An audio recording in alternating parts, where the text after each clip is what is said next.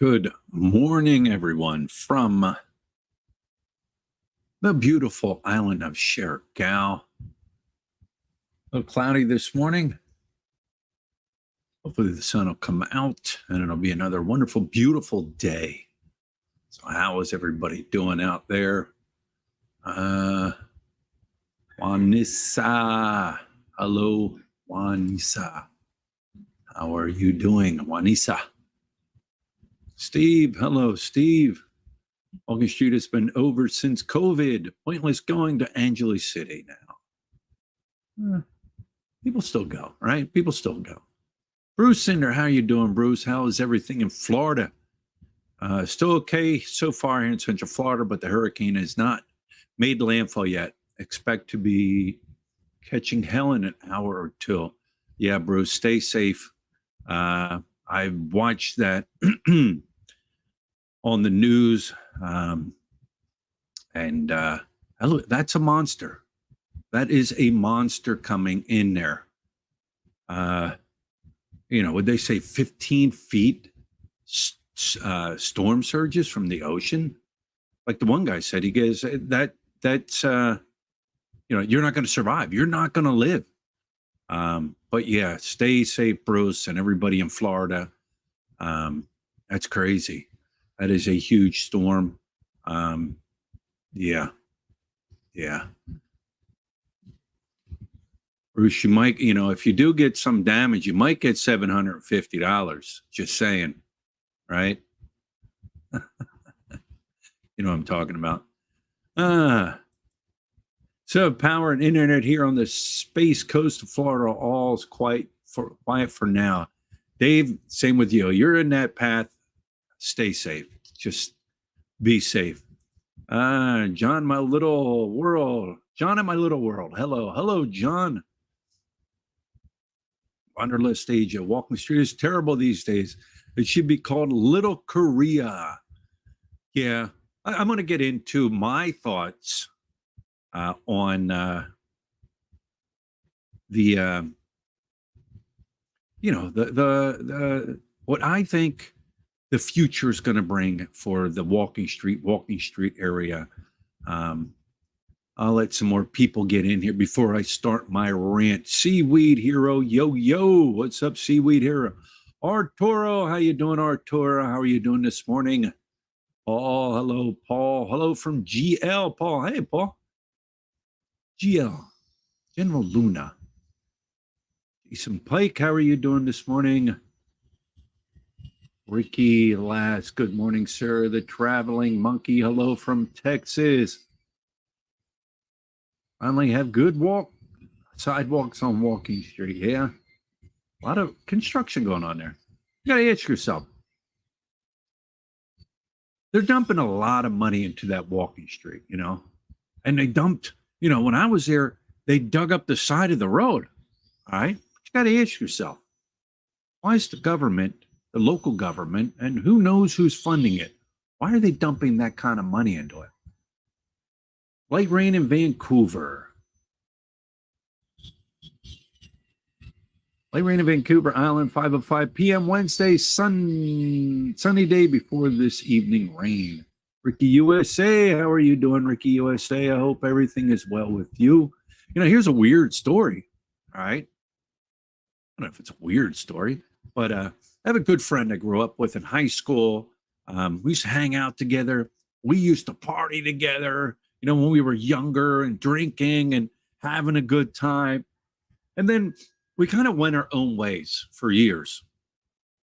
And when Lut and I got together and she came back to the States, I contacted my friend and we got talking and stuff. And here he married a Filipina from Mindanao, same province as Lut and everything like that.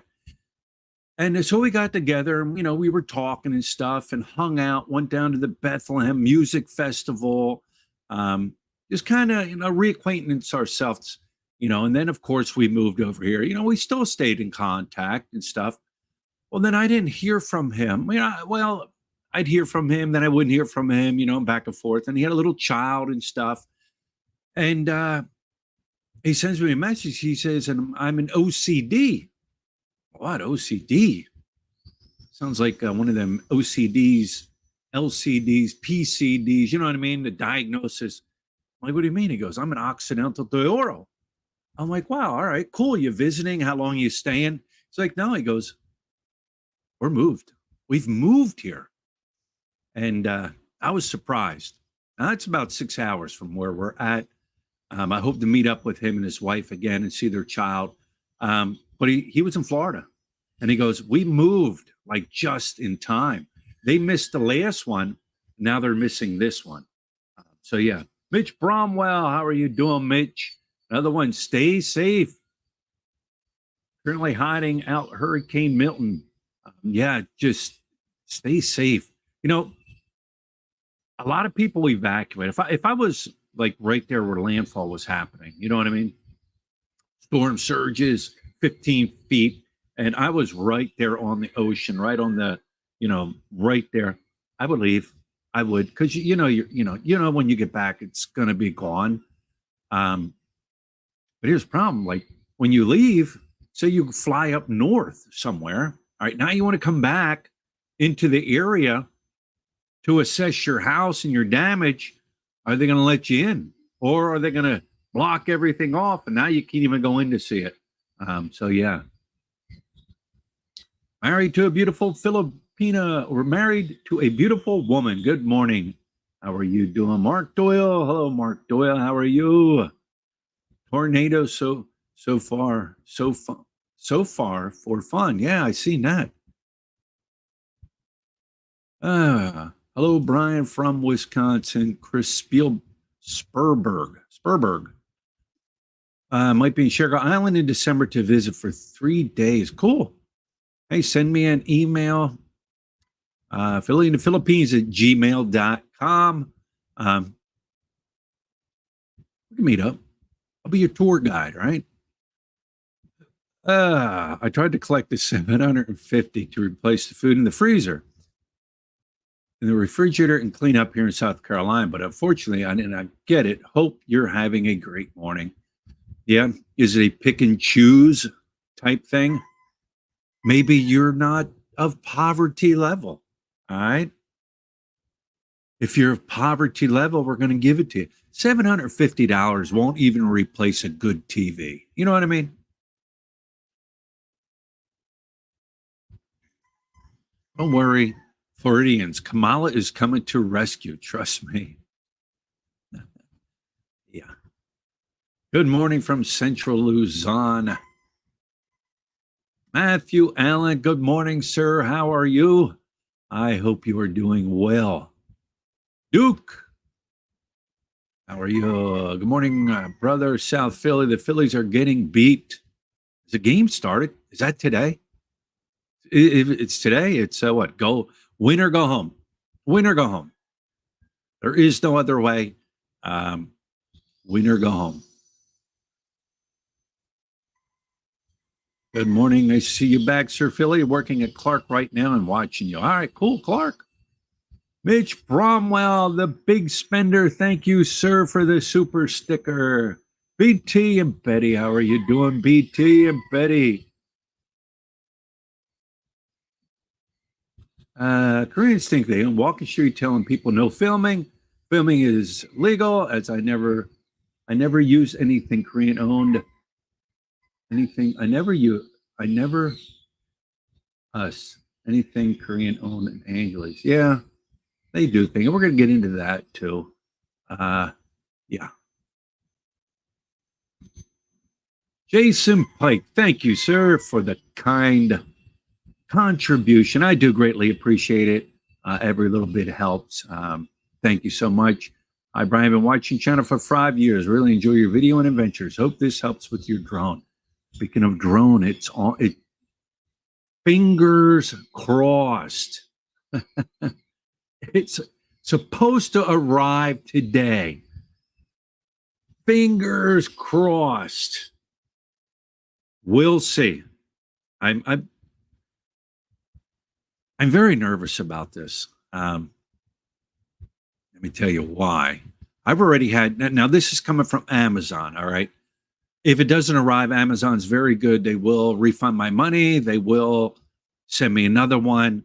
But I had a camera a couple years ago come from Amazon, and it never made it here. I tracked it, I tracked it, I tracked it, and once it get down to Manila, it got made it through customs. All right, and then it said it made it to the carrier. All right, and that's as far as it went. All right. Now, here's another reason I'm a little nervous is because it is the Burr months. You know, it's the Burr months. Is my drone going to wind up underneath somebody's Christmas tree? Wow, Dad, thank you so much. Dad, how can you afford it when you only make $400 a month and you're feeding 20 kids? Saying. The mail system here is the mail system. Post office system here is a turtle. But that was the only time I ever had a package that never arrived from Amazon. And as far as Lazada, I don't think I ever had a package that didn't arrive. You know what I mean? Lazada is your Amazon here of the Philippines. Lazada and Shopee. Province life difficult? I'm enjoying it. I guess it all depends on the person. If you can adapt and you can, and if you're willing to like make changes, I'm having no problem adapting to it. The mosquitoes were the worst thing at first. I mean, I was getting tore up, bites all over me and stuff. And people say, go out and get this type of lotion. Go out and get this type of lotion. I'm telling you here, these mosquitoes, I think, drink the lotion to build their immune system. All right. Because it didn't work. It didn't work. But yeah, I no problem adapting. Where we're at, and I always said this, I would like to live when I was in Angeles City. I said, you know what? I said, hey, Luke, how you doing, Lucas Musser? Long time. One of my first friends I've met when I first came to the Philippines in Angeles City. I always said when I lived in Angeles City, I want to move somewhere where I'm about a half hour outside of a major, well, not a major city, but a thriving city where I can get like the food I need, the food I want. And that's here. I can go into General Luna, you know, and I've found like food I want. Chicken wings, good quality chicken wings, good quality pork chops. If I want a good steak, I can find a good steak. If I want a good pizza, a good burger, I found all those things. Do I need them all the time every day? No. But when I want them, I want to be able to go get them. And anything else, I can just order on Lazada. So, yeah, it all depends on the person. You know what I'm saying? Uh, you're a rookie, Brian, always picking up those street girls for 500 pesos. Ah, Cheap Charlie, get the HIV.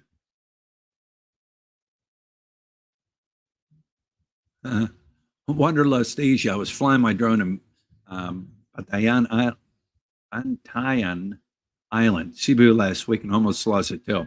It's a scary flying those things. Yeah, mine was human error. I'll admit it. It was human error. But when your drone disconnects from your receiver too, your heart stops. Many heart stopping moments. But after you have had so many heart stopping moments, you don't panic. You don't panic, and you study online what to do. I've been YouTubing the Mini 4 Pro, and I'm ready for it. I'm ready for it. It's the steal all shit month. You are right.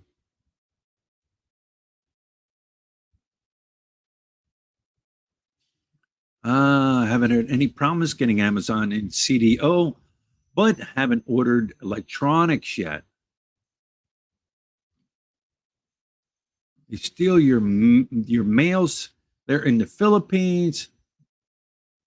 I sent my dad in the Philippines Father's Day card for 5 years. He has never received a card. I even marked no cash the last two. I didn't even seal it. Gone. Yeah, that happened to me. Like my mom was big. You know, I don't know how your parents are or how you grew up, but my family was big on cards. You know what I mean? Christmas cards, birthday cards, Easter cards, send family, send relatives, you know what I mean? Especially Christmas. We used to have the whole wall lined with Christmas cards from families and friends that were sent. And my mom was like that, and my mom would clip out articles and send them to me and stuff. And I was, I got a few of them, but a lot of them I never received. And I told her, I said, don't send them. Like, just don't send them, and I was getting them 3, 4 months after she sent them. Um, that's another thing in the Philippines, the mail system, like, United States mail system, Philippine mail system, it is worse than the Pony Express. And the Pony Express was around when?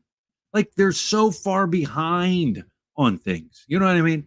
Um, it just is zero accountability, none. What are you going to go? You go to the post office. Hey, I didn't receive this letter that I was supposed to receive, and it had my new credit cards in it. Nobody's investigating that. Nobody's checking into that. Zero accountability. Just the way it is. All right. Jason says, I went to Angeles in 2005, had a fantastic time like everything. I didn't think it's the same as before. You are correct. It is not the same as before. Let me get into my rant. We are 98 people. Thank you, everyone, for being in here. Remember, hit the thumbs up or the thumbs down. It helps with the algorithm. Doesn't cost you a single peso, a single penny. It's free. It's free to do. If you're sitting here, hit the like button. Here's my thought. All right. Is the beginning of the end happening here or happening in Angeles City on Walking Street? Like I said earlier, they got a lot of construction going on. When I was there, they dug up the side, they put it in drain systems, right? And it took maybe a month or so to do. And now they've redug it all up. They're redoing the street, the sidewalks, the drain system, everything. From what I'm heard, they want to put like an awning over the walking area. I remember year or so ago now, the proposal for Red Street. They wanted to call it Red Street. All right. They wanted to name it after, let me see if I can bring this up. Yes. They wanted to name it after the Red Street district in Lisbon. All right. Lisbon. I don't know where the heck Lisbon is. But what they did was evidently Lisbon and it's Red Street. Is it Red Street or is it Pink Street? It was the old former red light district in Ru. I'm not even going to try to even pronounce it. Yes, it's Pink Street. That was it. It's Pink Street now. It was an area where there were brothels, there was gambling, there was drinking.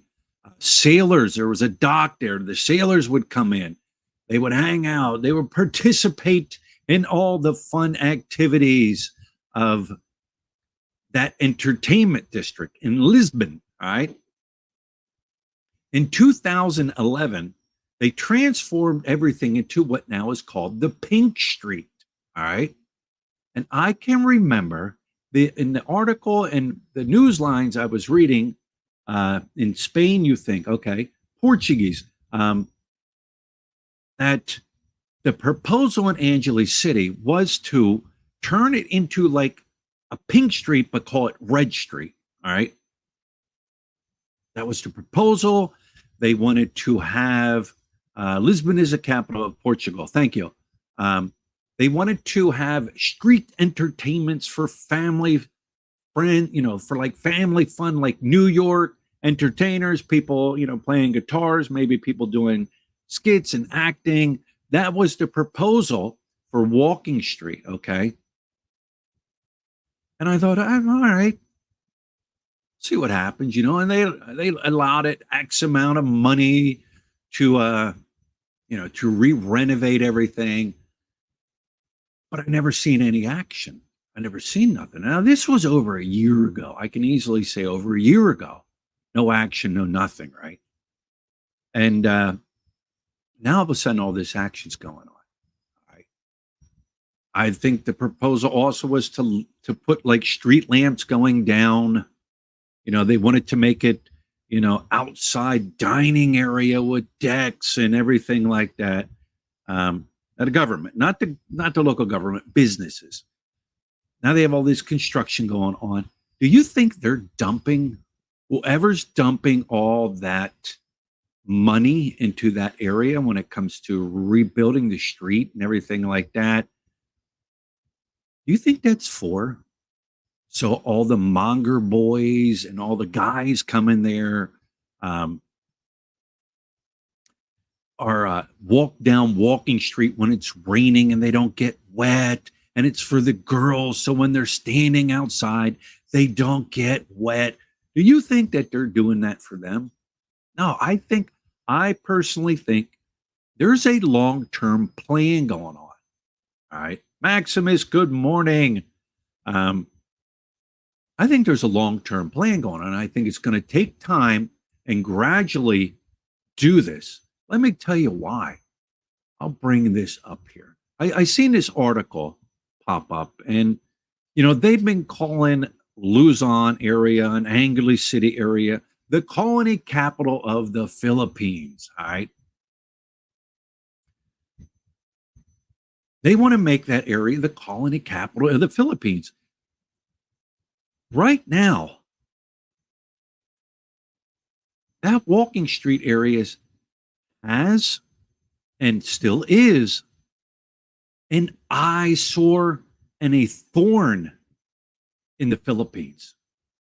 They don't want to be known for that. They want to be known for tourism coming here for the beautiful islands, people coming here for the oceans, for the beach, especially in Angeles. That's a sore eye, I think, for the local authorities or the local government.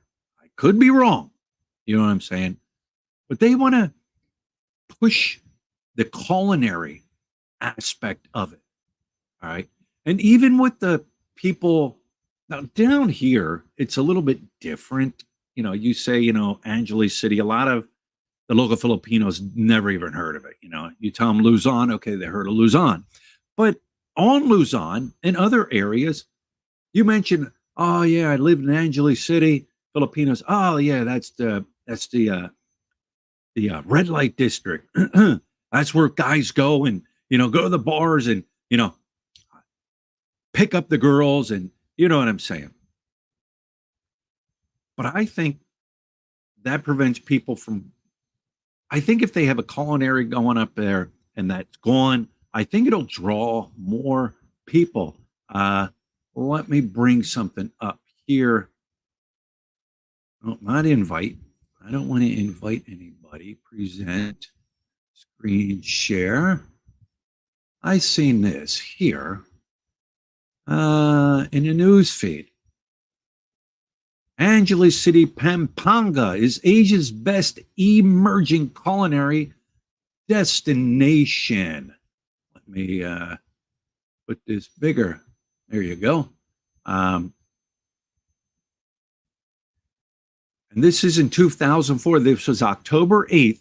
I'm just gonna show you. Don't look at the pop-ups because they just come up. This marks the first win of Angeles City in the category by the World Culinary Awards. Manila, Philippines, Angeles City, Pampanga has been named Asia's best emerging culinary city destination at the World Culinary Awards Gala ceremony in 2024, last October 3rd in Dubai. The award was received by the Department of Tourism, Central Luzon Region Director Richard Dinos, marking the first win for Angeles City in this category. And there's a couple other articles that I have seen online saying that, like I said, I think they want to push that. Do they need Walking Street to bring money into Angeles City? No. I do not think they do. People still come up to that area for other things beside the Walking Street. They do. Up on Clark, they hold big events up there, and I'm not talking the local car show. All right, they have big music festivals up there, huge music festivals up there, days at a time. All right. I had gone up there and I checked it out. I didn't go into the music festival because it's really not my thing, but I went up and was on the outside checking it out. Tons of people, lots of people. All right. Younger crowd. We're all over. They're not just coming from Angeles City. They're coming from all over. They're coming from Manila. They're coming from maybe Baguio. You know what I'm saying? Quezon City. They're coming from all over. So people will continue to come into the Angeles City area to stay, to eat. You know what I mean? You're still going to need places for people to sleep. All right. They bring that culinary and make the Red Street what Pink Street is in Lisbon. People are going to come. People are going to come up there. They're going to eat. They want Filipino people they will support. And I think will the restaurants still be there that are still there? Yeah, I think they will. I don't think places like Tequila Reef are going to go anywhere. Margarita Station. I don't think they're going to go anywhere because they cater to a lot of the local people. If they can consistently cook their eggs over medium. Had to throw that in there. I don't think they'll go anywhere. You know what I'm saying? Here's another thing. Like the beginning of Walking Street there where Paradise Garden is, when you look at it, now Paradise Garden, I think, has moved. All right. When you look at it, every one of them restaurants, including Kokomo's, is so run down and outdated looking, right? It just is, you know. So you're going to make a beautiful looking street, all right?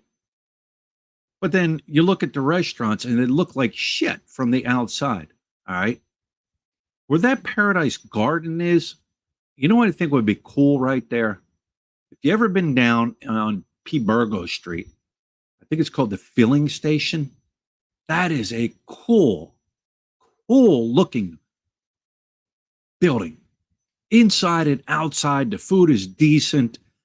But that was probably one of the coolest interior decorated places I've ever been in. It's just awesome looking, right? Throw something like that right there. The Phillies lost. All right. All right. That is a cool looking building. Man, that is awesome. Buildings like that, restaurants like that, lining that Walking Street area would be awesome. Do I think the clubs like the disco clubs and all that, will they go anywhere? No, I think they'll stay right there. They're not going anywhere. That's entertainment. All right. People come, they eat, and you got people of all ages, older, younger, you know what I'm saying? They're coming there and they want to go out at night and dance and stuff. I think the clubs will stay there. There's so much up on Clark, you know, you got the water park. That's a huge water park up there. You've got a very nice zoo up there. We went through it. And when we went through it, it wasn't completed. However, it was a nice zoo. That brings families up from Manila. That brings families from other places. What else is up there? The museum's coming up there. All right. There are some very, very nice hotels up there. Now, people coming from wherever, maybe they can't afford those very expensive, nice hotels. Well, they'll stay at hotels in Angeles City, the Drake Hotel. You know what I'm saying? They'll stay there. Money will come in. They don't need that walking street to bring money in. Not that area. Intel, I'm going to the filling station tomorrow. Yeah. If you've been to the filling station, you're going to go back if you're in that area. But they don't need the money in that area. Hotels will be okay because you know what? Like I said, people coming up, it's going to draw a different type of crowd. Do the local officials like the crowd that's drawn there now? No, but they've just put up with it for the simple reason it brings money in. People are getting paid. You know what I'm saying? But I think there's going to be changes in the future. Slowly, slowly. How are they going to do it? I don't know. How are you going to tell a business, hey, guess what? You know what? We're going to have to shut you down. We don't want that type of tourism, world-known tourism for this type of activity. You know what I'm saying? How would they do it? I don't know. And you say, well, what about the clubs and this and that? Guys, they've torn down full buildings on Walking Street. I've seen it. They've torn them down and completely remodeled them. People have money. People dump money into those clubs and stuff. When the renewal of their lease comes up, all right, they can just stop it. Or just say, you know what? No, we're the government and we don't want that in our area. Who knows? Who knows? And people always say, Walking Street, Angeles City, it's Korea, it's Korea, it's Korea. Koreans, Koreans, Koreans. You're right. It is. Huge amount of Koreans coming in. All right. Huge amount. But do they spend money with the locals? No. I've seen it. I've observed it. All right. Hard Rock Cafe opens on Clark in November. All right, cool. Hard Rock Cafe. See, there's a ton of just Western places in Angeles City to eat too. Koreans and supporting the locals. No, they do not. And I'm going to tell you the honest truth. All right. And maybe some people don't like it, but you know what? It's the honest truth. All right. And I've heard it from many Filipinos. Koreans are not liked by the Filipinos. Now, am I saying all over the Philippines? I'm not saying that. I know in Angeles City, they're not liked. And then I ask why. They say they think they're arrogant, they're cocky, they think they're better than us. They look down on us. They don't spend money with the locals, right? Even up in Angeles City, the center city up there, right? I was walking around one day and I was interviewing and talking to one of the girls that had this little, food stand. And I said, do you own the food stand? And she said, No, no, I don't own it. And then she had told me that it was owned by a Korean and stuff. And I said, oh, I said, do you like your boss? Do you like Koreans? Nope. I said, but you put up with it because it's a job. She said, yep. I'm just telling you. Now, is it just that area? How do they spend their money? Well, they fly in, all right. A Korean hotel has booked them their stay, or maybe they've rented a condo from a Korean that bought up condos and say Candy Palace. Uh, they send a driver to the airport to get them. They bring them back to the Korean owned places. All right. They take them in shuttle vans owned by Koreans to the Korean restaurants to eat at the like everything is kept within that community. All right. Just, I've seen it. Um, but the fate of Walking Street, yeah, I mean, they prefer, okay, let's talk about that. They prefer Koreans because they have more to spend. All right, we're talking, if we're on the same page. All right, Luke, you take it easy. Good seeing you too. If we're talking about the bar scene, all right, we're talking about the bar scene. They, if you're referring to the girls, prefer Koreans because they have more money to spend. All right. Do they prefer them or do they put up with them? You know what I'm saying? They put up with them. They deal with it because they're spending more money. Do they necessarily like being with them? Probably not. Um, but yes, they spend more money. And that's true. They do. They do spend a lot of money. But is it enough to keep the red light district there? You know what I'm saying? Is it enough? Those days, I remember when I got there, 2012, 2013, you didn't see many Koreans on Walking Street. It was all expats, I don't know where they're from, but, Caucasian expats. I can't say Americans or Australian, but it was a mix of Caucasian expats. That's all you seen, right? The Koreans in the Korean clubs were down by Koreatown, all the way down that way, all right? And that's where they all hung out, all right? But after COVID, man, it was a mass explosion. You know what I'm saying? It just was. Have I ever had a problem with Koreans? No, I never had a problem with them. Never had a problem with any of them. Um, Never had a run in with Laser Man Korean from the bars. I call him Laser Man. He likes to run his laser at vloggers walking up and down the street. Never had a confrontation with him. Never really had a confrontation with anyone. I mean, yeah. I'm trying to think. Like I've said, hello, and they've said hello and stuff.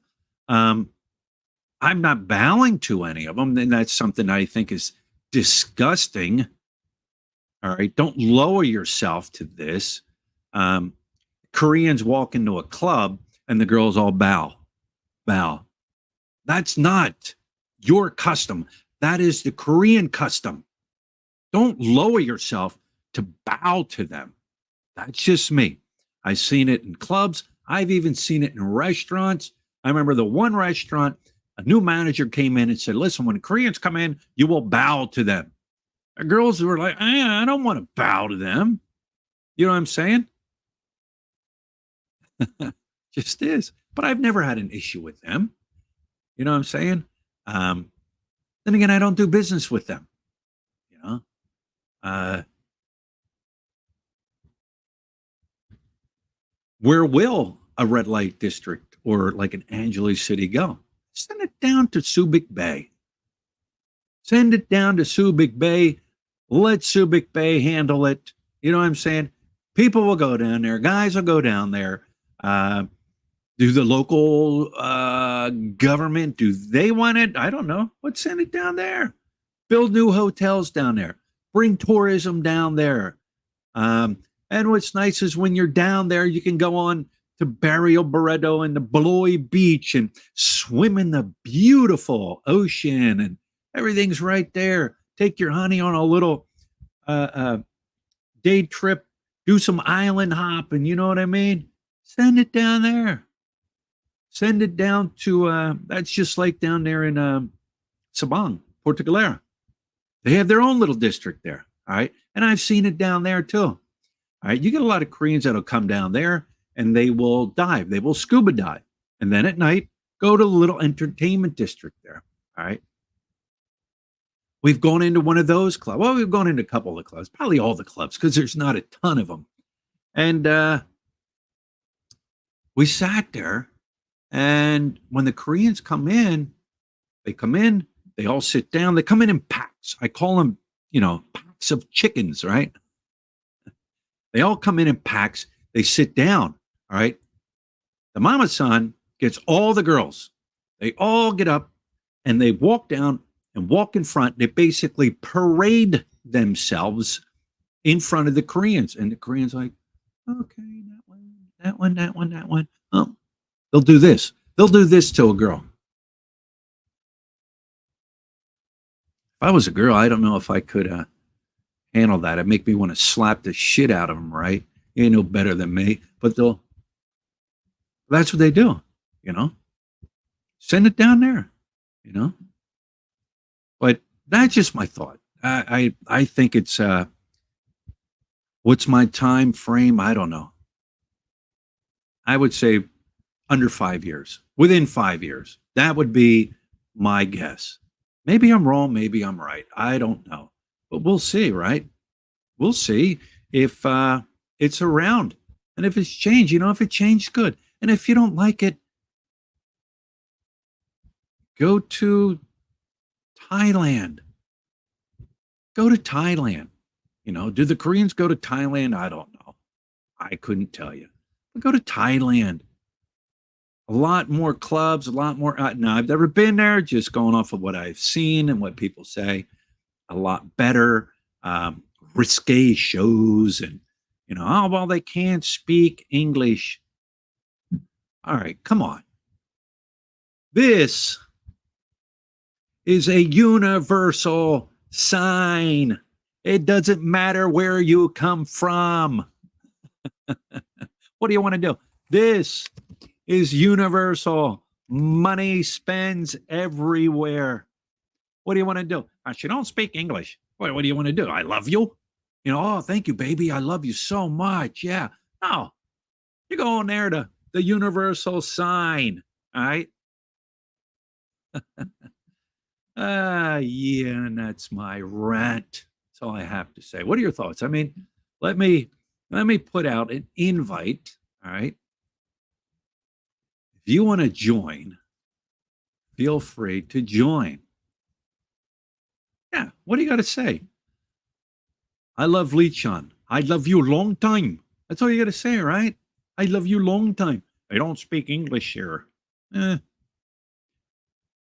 like everything's so much better in Thailand. These are people that, live in the Philippines. Thailand's so much better. The food is better. The infrastructure is better, and blah, blah, blah, blah, blah. All right. But they don't speak English.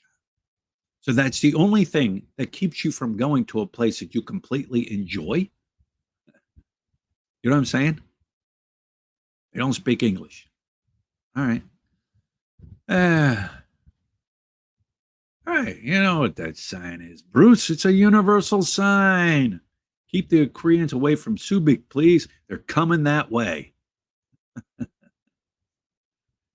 If Ridge Street or what comes in to Angeles City, they're going that way. Will an entertainment district relocate somewhere? Sure. And what I think too is it'll just go underground. It'll go underground. It's underground now. All right. You know what made it go underground? Right there. That. that YouTube, or not YouTube, Facebook, and all, that made it go underground. I no longer have to show myself at a club, walk down the street, all right, hope I don't get seen by anybody, hope a YouTuber don't put me on camera. I've heard that. A YouTuber. Um, Hello, bar. Doop, doop, doop, doop. Yeah, what's your lineup like? What's your lineup like? Oh, okay. I'll take her. Send her to my hotel. Because when she gets to my hotel, we're going to go eat at Jollibee because, hey, ain't none of this going on for money. We're going to eat at Jollibee. All right. That's pushed it underground. These girls ain't stupid, you know. Why am I gonna give a club owner half of my bar fine, all right, when all of this is being used for the bar fine, right? So, hey, use the phone, get the money that way. Jason Fox says, I don't think Koreans are bad people. It's just a different culture and mentality. Sure, sure. I agree too. It's a different culture and mentality. Like I said, I never had an issue with any of them. Um, but I know for a fact that, and I'm not saying every single Filipino, all right, but I know the ones that I spoke to in that area, the Walking Street and other areas, they don't care for them. They just do not care for them.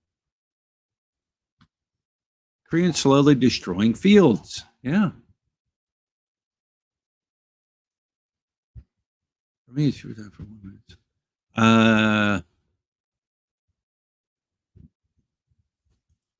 How are the Koreans destroying fields besides making price go higher?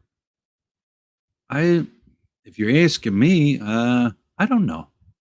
I think, and I have said this. I don't care if it's Korean, Filipino, American, Australian, Brazilian, German. I don't care.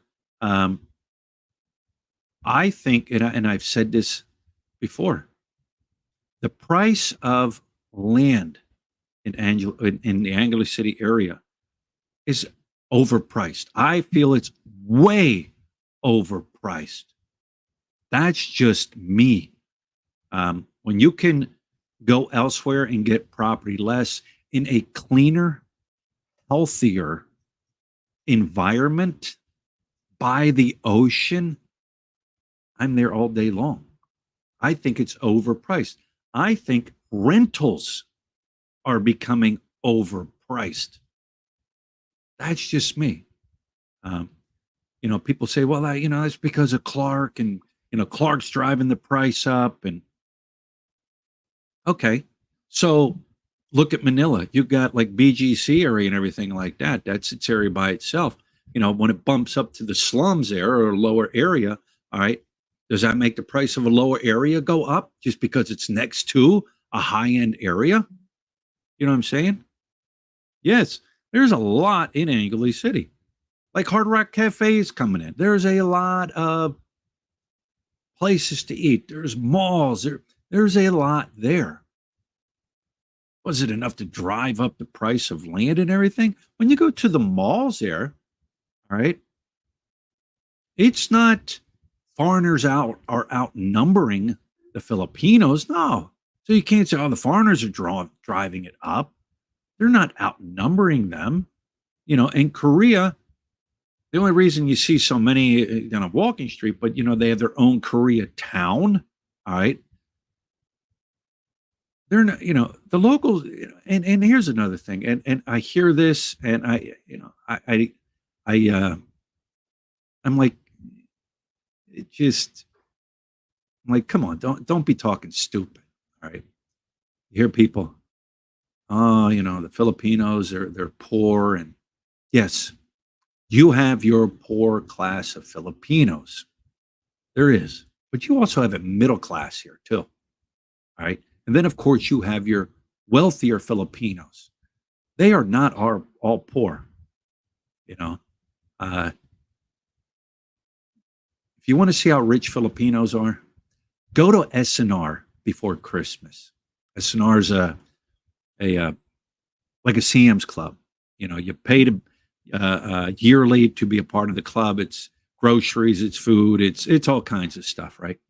Go there, stand there at the cashier line for an hour, all right, and watch how much money is being spent by Filipinos. 50,000, 100,000 pesos. Tell me, people, Filipinos are poor. Yes, you do have the poor, but there's a lot of rich.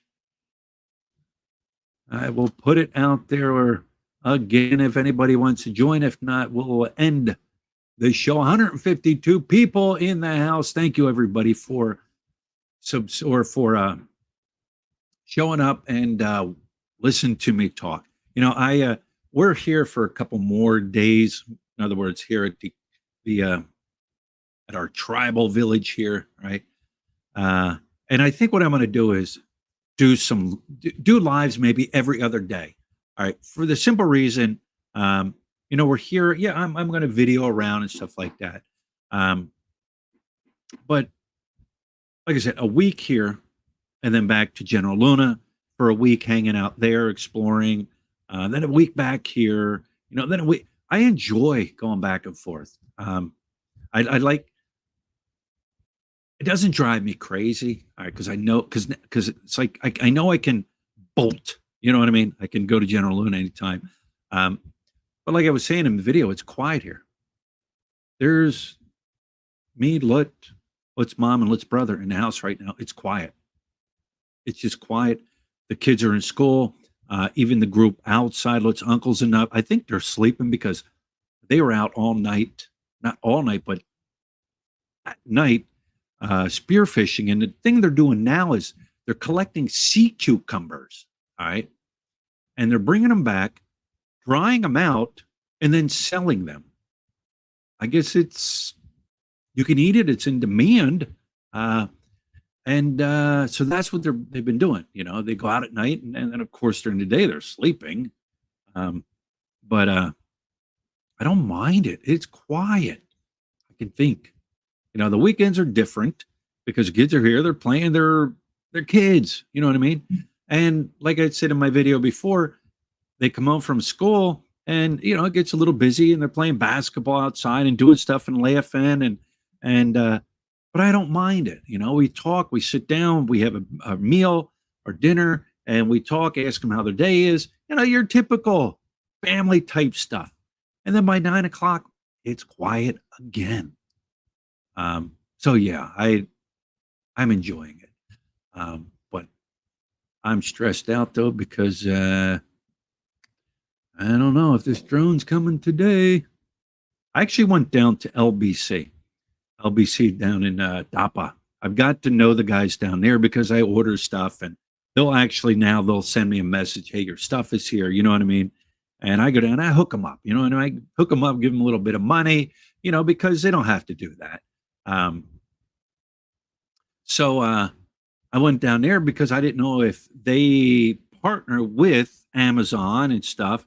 And they said, no, we don't. We're not a carrier of theirs or anything like that. So I'm like, all right. So like I said, I contacted Amazon and hey, where's my package? It should arrive today. And then I'm like, all right. Reality Bites. How are you doing, sir?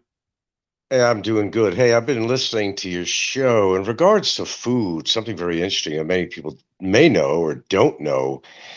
I guess you could call it recycled food. And people are going through trash, no matter what the food is. Pieces of chicken, they'll pull off a bone, any kind of meat or vegetable, and they put it together. They make a certain kind of a stew, and they resell it.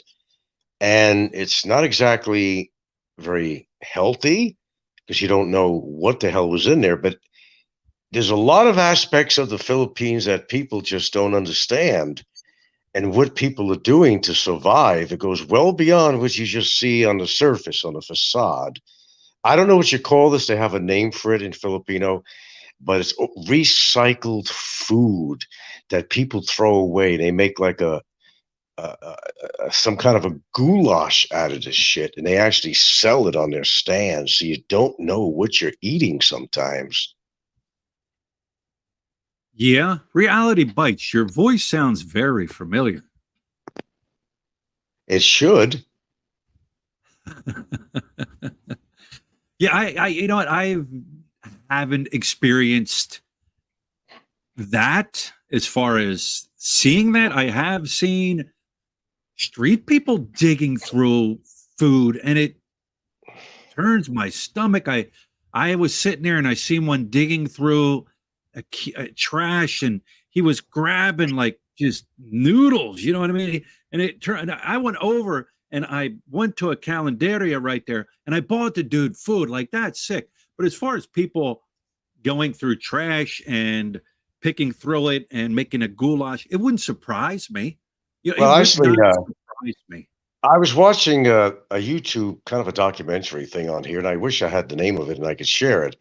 But it was A to Z Philippines, every aspect, from crime to culture, you name it, to oddities to uh, it's prisons to everything.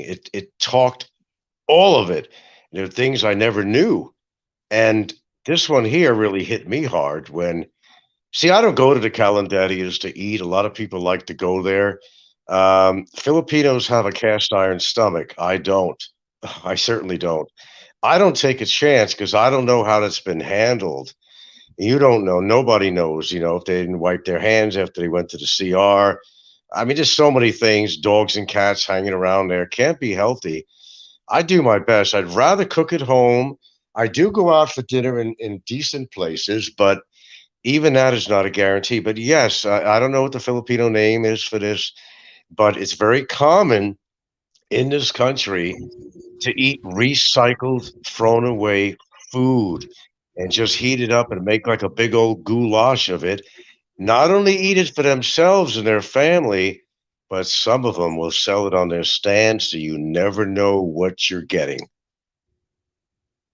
Well, sure, you take that chance, and every time you go to a local place to eat street food and everything like that, my thing is with street food, I'll try it, but I will look at the oil.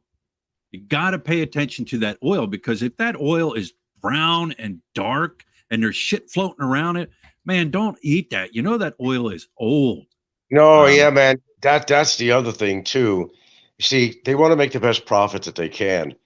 Oil is, could be expensive, and they're going to recycle. They could be using that oil for 6 months. It'll also contain cancerous contents after being used so many times. Okay, but by the way, I had a question to ask you.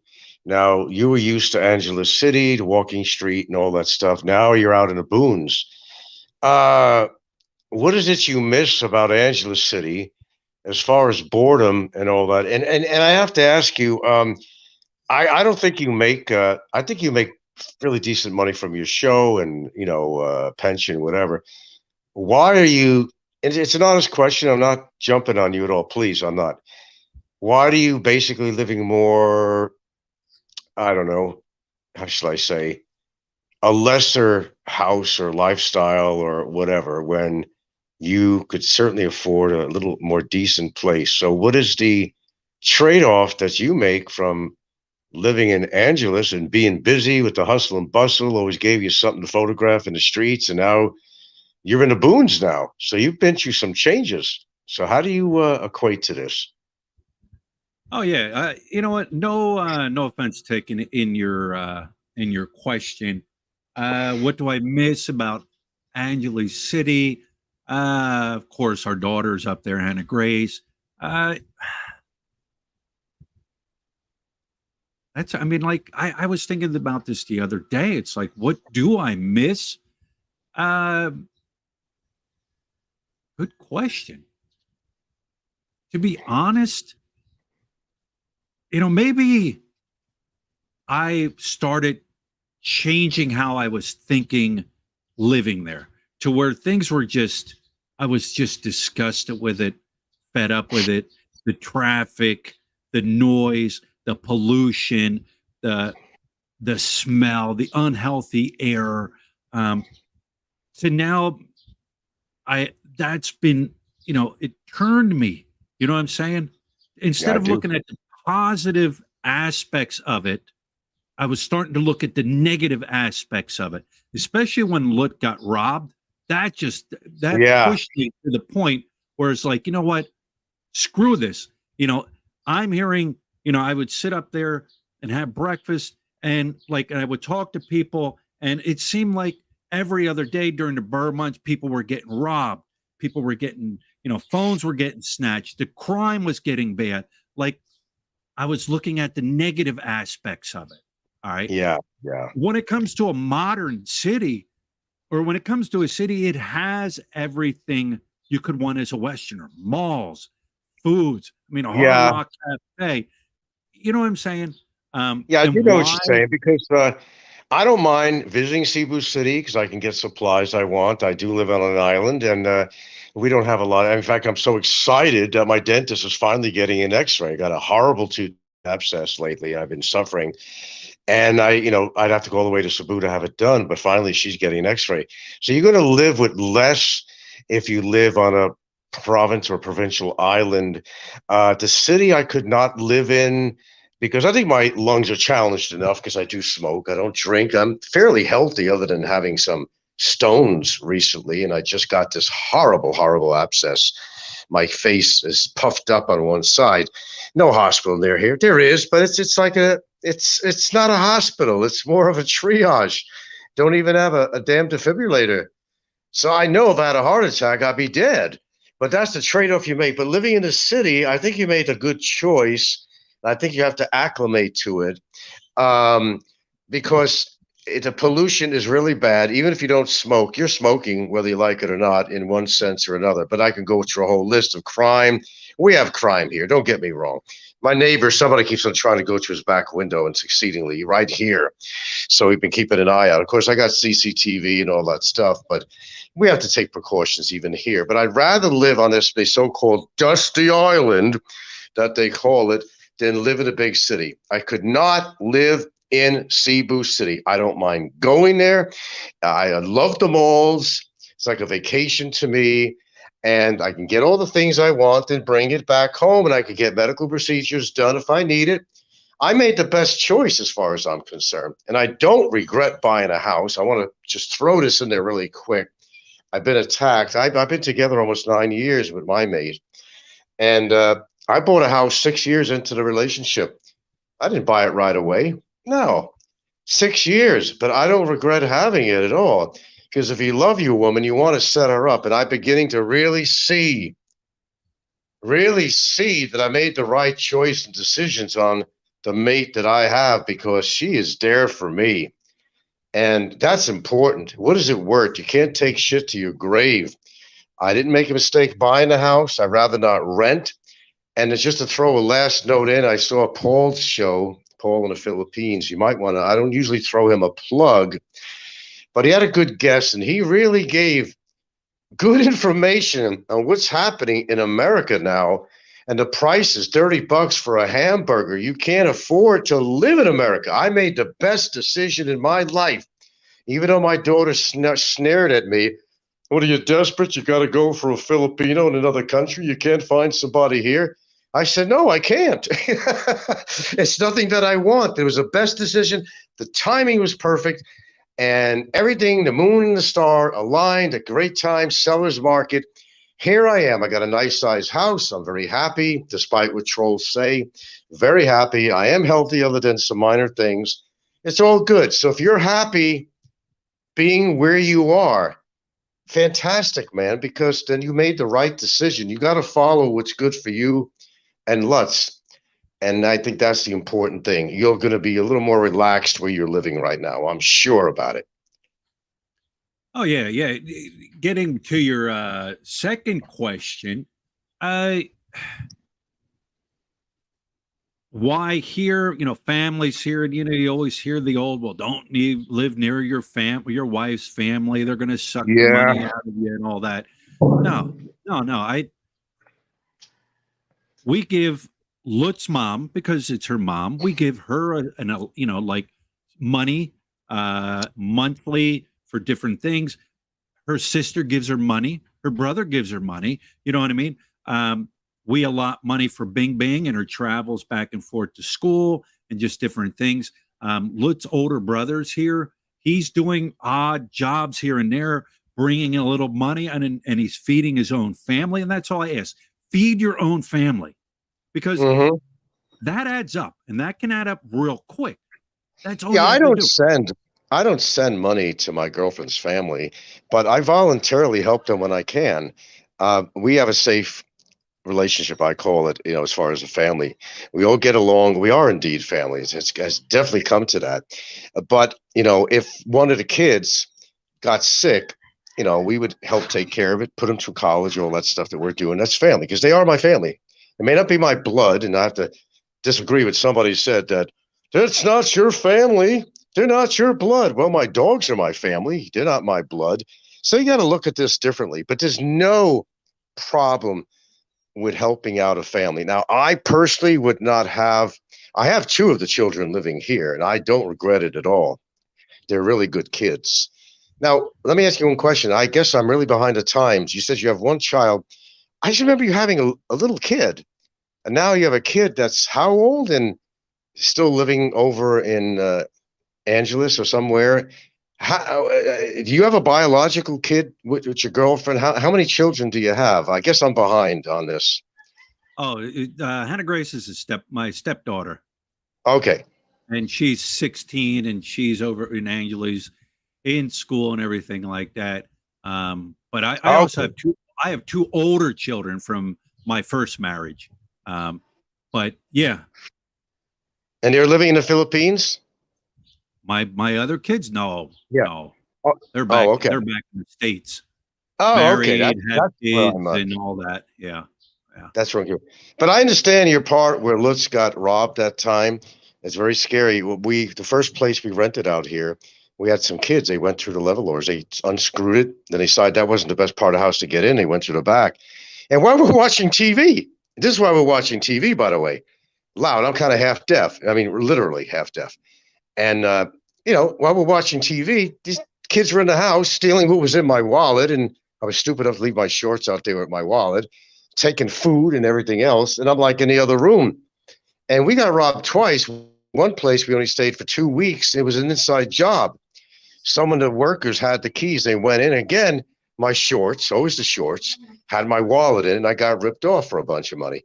So no matter where you live, and especially during the season, Christmas, people are going to be, well, they're going to be very busy robbing houses and everything else. That's part of living out here among the poverty out here.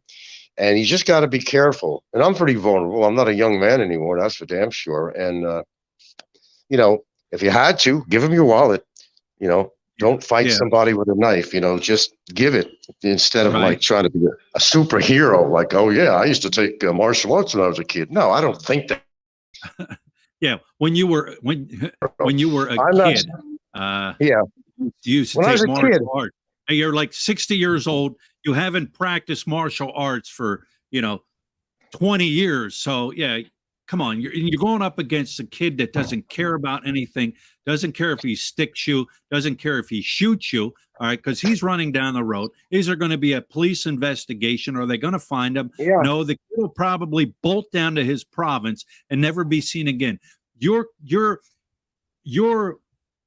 crime where you're involved and you get hurt will go unsolved. Unsolved yep, mystery. If they did unsolved mysteries here, they could go for the rest of time with unsolved yeah. mysteries here. There's no cold case type stuff out here. No, there isn't. Right, right. And there's no cold case. So it's really something that something's going to happen.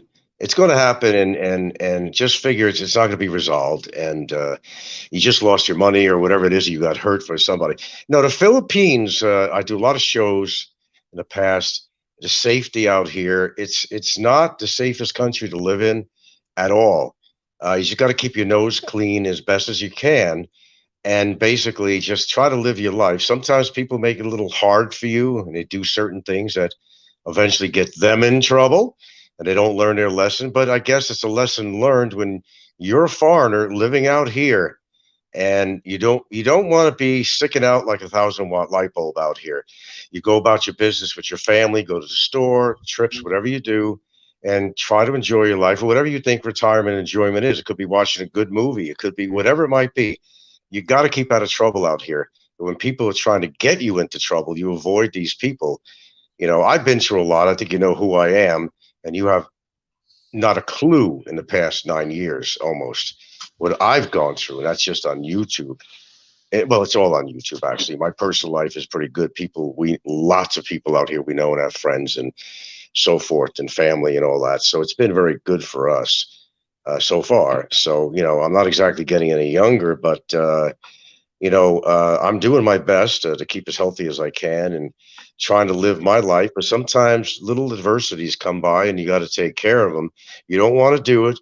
You wish you didn't have to do it. The expenditure of money, time, effort, stress. But sometimes you got to take care of business. So as far as safety issues like with Lutz, well, you made a good decision on that. The big city promotes bigger problems, and the provinces are the best places to live.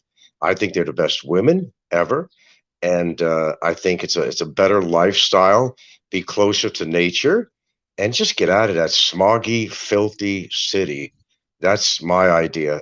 City is nice to visit, get what you want, have some fun, entertainment, whatever you want to do, eat out at the nice restaurants, but you know, you could always return back to where you live. I look forward to coming back home. I know about a lot of people when they go somewhere. I'll go somewhere, do what I got to do, but when I come back home, I'm happy. I'm like, oh, it's so good to be home. That's the way I feel. But do you feel some expats bring on their own problems? You know what I'm Oh, saying? Like, oh, oh. and like people going back and forth and back and forth and back and forth and digging Well, into people's personal, lives and different things like that. yes, I think yes, some people bring it upon themselves. I've had people attack me. There was a petition going around a couple of years ago about let's get Philly kicked out of the Philippines. He's exploiting women. Let's sign this petition. I yeah, seen yeah, the petition. All right. And I don't know how many people signed it. It was a couple hundred haters that were making this petition up. And I even yeah. had the name of the guy that made the petition. And you know what? And he left an open area for people to comment on why. One person wrote a comment, all right, out of hundreds, all right. So hundreds of you think that Philly should be kicked out of the Philippines for exploiting women, all right. Why didn't you leave a comment? Why didn't you put a stamp on your signature? You know what I mean?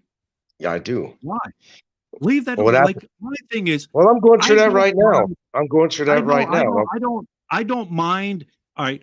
If someone attacks me or says something about me, I might poke back at them. You know what I mean? But I'm not gonna ram that knife in there and twist it and just make their life here miserable. That's Well, not I me. well, I agree and I don't agree because I think it's how far they go. Now, if somebody labels you as a child predator or a child molester, that's some pretty deep shit. It's not like somebody's calling you a knucklehead or something. How thin could your skin be? But when somebody not only does that, and they think they're above the law, immigration, 7 years, they get incarcerated, they commit some cyber crime, and they got cases against them, and they're pleading innocent. I never said a word, but everybody heard everything, and they're pushing this a lot. Then they get their girlfriend involved to try to get you deported, which is happening with me out of revenge and retaliation for her boyfriend being in jail, incarcerated. And I think you know exactly what I'm talking about. She put a complaint in on me, which hasn't gone anywhere so far. We have an active case going on, a criminal case of 5 cyber crimes against this individual. He's not very happy. He's not happy at all. He may wind up being convicted. So, out of retaliation, let's find a way to get even. And people tried to send in complaints to the immigration and everything else. And her complaint with a lawyer, she got an actual deportation complaint that my lawyer responded to in a very good way, a very good counter affidavit. So there's nothing going on right now with that. But I think we pretty much got that handled. But yeah, somebody don't like you on here. Uh, they make up stories about you to make you sound like the biggest criminal in the world when you're just basically living a simple freaking life. And just because, say, you or me or somebody, we speak out and defend ourselves against something that somebody says, yeah, we have the right to do that, but it's according to what you say. Have I ever made mistakes on here and said some crappy shit against people? You bet I have. But believe it or not, at one point, it was 3 times I apologized about it. But when you go on and on and on and on, and you keep on calling somebody a pedophile or a child groomer when they're not, and call them every other name in a book. And this is while they have five cyber crime charges on them, by the way, and they're not even supposed to be on social media. The stupidity level is just amazing. So yeah, it's outside of YouTube. I don't have any problems with anybody out here, and I never did. Probably never will. But yes, they are the ones that put themselves in their own position. Then they're crying foul. Oh, I never did anything. Well, how did you get in that position? Why did you elude the authorities for 7.5 years and not pay your fines like you and me pay? And then commit cybercrime and say, hey, I have freedom of speech. I can say what I want. No, you can't. And you certainly can't out here. I don't care if it's Florida to Florida. He keeps on saying that, Filipino, different story, but they don't care about Florida to Florida. Well, they do, obviously. He's got 5 cybercrime counts approved against him on a trial right now, and he's still yapping his mouth. So, no, you can't, Philly, you can't deal with certain people because their intellect level is beyond any reasoning. You can't. It's like talking to a wall. And you give them opportunities to remedy their situation. Are you going to go easy on them? What do? They go right back to doing the same thing again. Now, that is stupidity with a capital S and neon lights, and they deserve to be in the position that they're in. That's my opinion. Yeah, everybody has, their own opinion and everybody's entitled to that. But my thing is, I didn't move to the Philippines to have a headache. You know what I mean? Well, I It didn't sounds like either. That wasn't my intention. No. it sounds like you've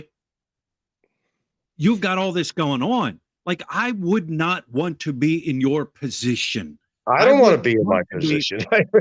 people are throwing things at the wall. They're throwing 100 things at the wall. And if it takes one thing that sticks, my life is going to change here. I don't want that. There's a Hey, guy look, right now. it's not like There's I a guy want right this. now. There's a guy right now in Angeles City. He is I think his channel's down now, right? This dude's sitting in jail, station 4, all right? Supposedly, the charges are he was in possession of a controlled substance. And they're saying 2 kilos of a controlled substance.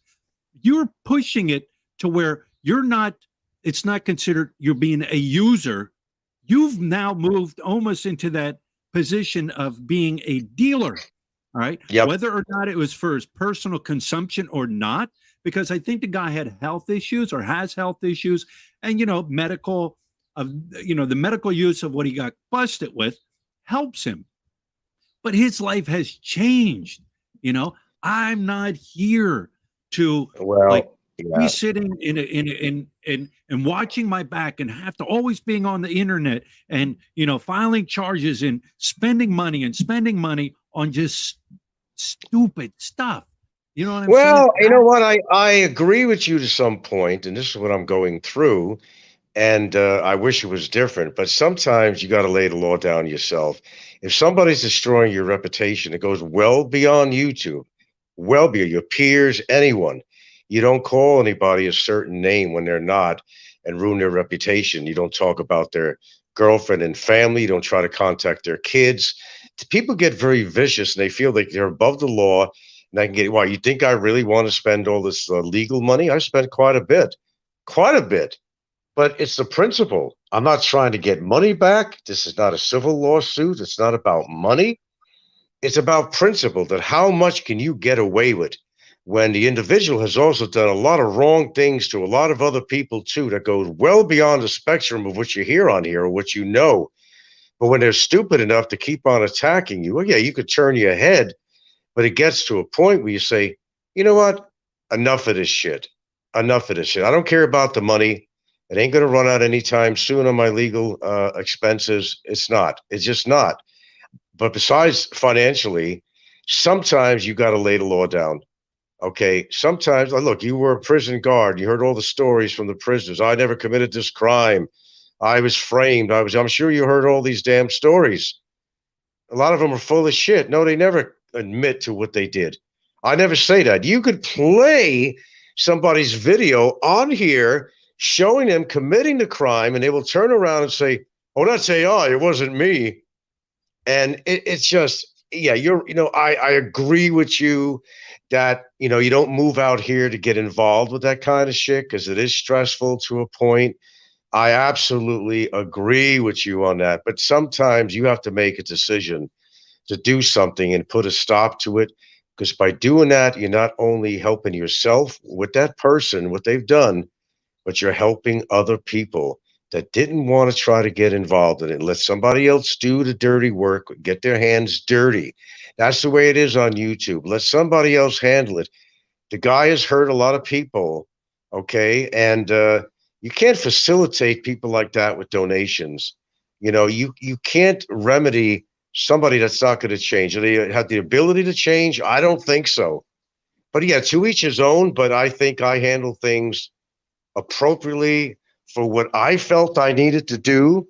I will carry this out to the very end. And now, to get even with me, gets his girlfriend to do a complaint for deportation. You going to sit there? You got Lutz, you got family, whatever out there. You're going to say, I'm just going to sit here and take this crap. I'm not going to do anything. Well, one of the things you can do with the person who is putting that deportation thing on you, because there are two things they did that could possibly put them in jail. It just gets ugly, okay? It gets ugly and it gets fugly, but you're on that train ride and you've got to get to your station eventually. The ride will be over one day and hopefully everything goes in your direction. But yes, I agree with you. It's not worth getting into this kind of crap on YouTube. It's not worth it. But once you did and you started it, you got to finish it because you do got too much invested. Your time, your money, aggravation. You got to show somebody that what you did is wrong. Don't do it again to anybody. Don't try to hurt anybody in that way. You are not a desirable person for this country.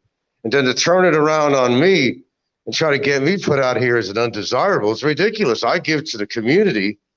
I'm actually a very good expat. And the things I do behind the scenes, some people know about, and some things I don't talk about. I help people all the time, all the time. And I do respect the culture of the Philippines. There's things I don't agree with out here. I might find it a little bit funky, but I still respect the culture, as odd as some things and bizarre as some practices in their culture are, and all of that stuff. But anyway, that's kind of a long breath on that one. But I don't regret what I'm doing, not really, because I felt sometimes you feel it has to be done. Like if somebody attacked Lutz, really hurt her, you could say, well, it just happened. Whatever. Hopefully it won't happen again and Lutz will never get hurt. She could be scarred, burned, whatever, cut. Something happened. You're not going to be happy about that. And chances are you're going to want to do something about it. Not necessarily nothing physical, because I could get you in trouble, double jeopardy. But you're going to want to find a way to try to remedy this situation. And you have to think, what is the best way to remedy this? Because somebody who took a personal approach of hurting somebody that you love very much, you're not going to stand back. You're going to do something. And you may not do something legal. You may just get carried away and just say, hey, punishment is due. But if you're smart, you'll do the legal way like I do. I could have took care of this person physically anytime I wanted. And believe me, not that I never thought about it. Please. But I felt the legal way was the best way to go on this because it has more oompah. You could hurt somebody, but they're going to heal. But legally, get them fucking penalized in jail. What they said and did. There you go. So man, I I wouldn't want to deal with any of these issues. Me myself, if something got so bad, well, first of all, I wouldn't. I myself, I let people be. Enjoy your life. All right. If you're an overstayer, I don't care. That's on you. I really don't care. Now, if you're committing, crime, and you can say, well, overstaying is a crime. You're correct.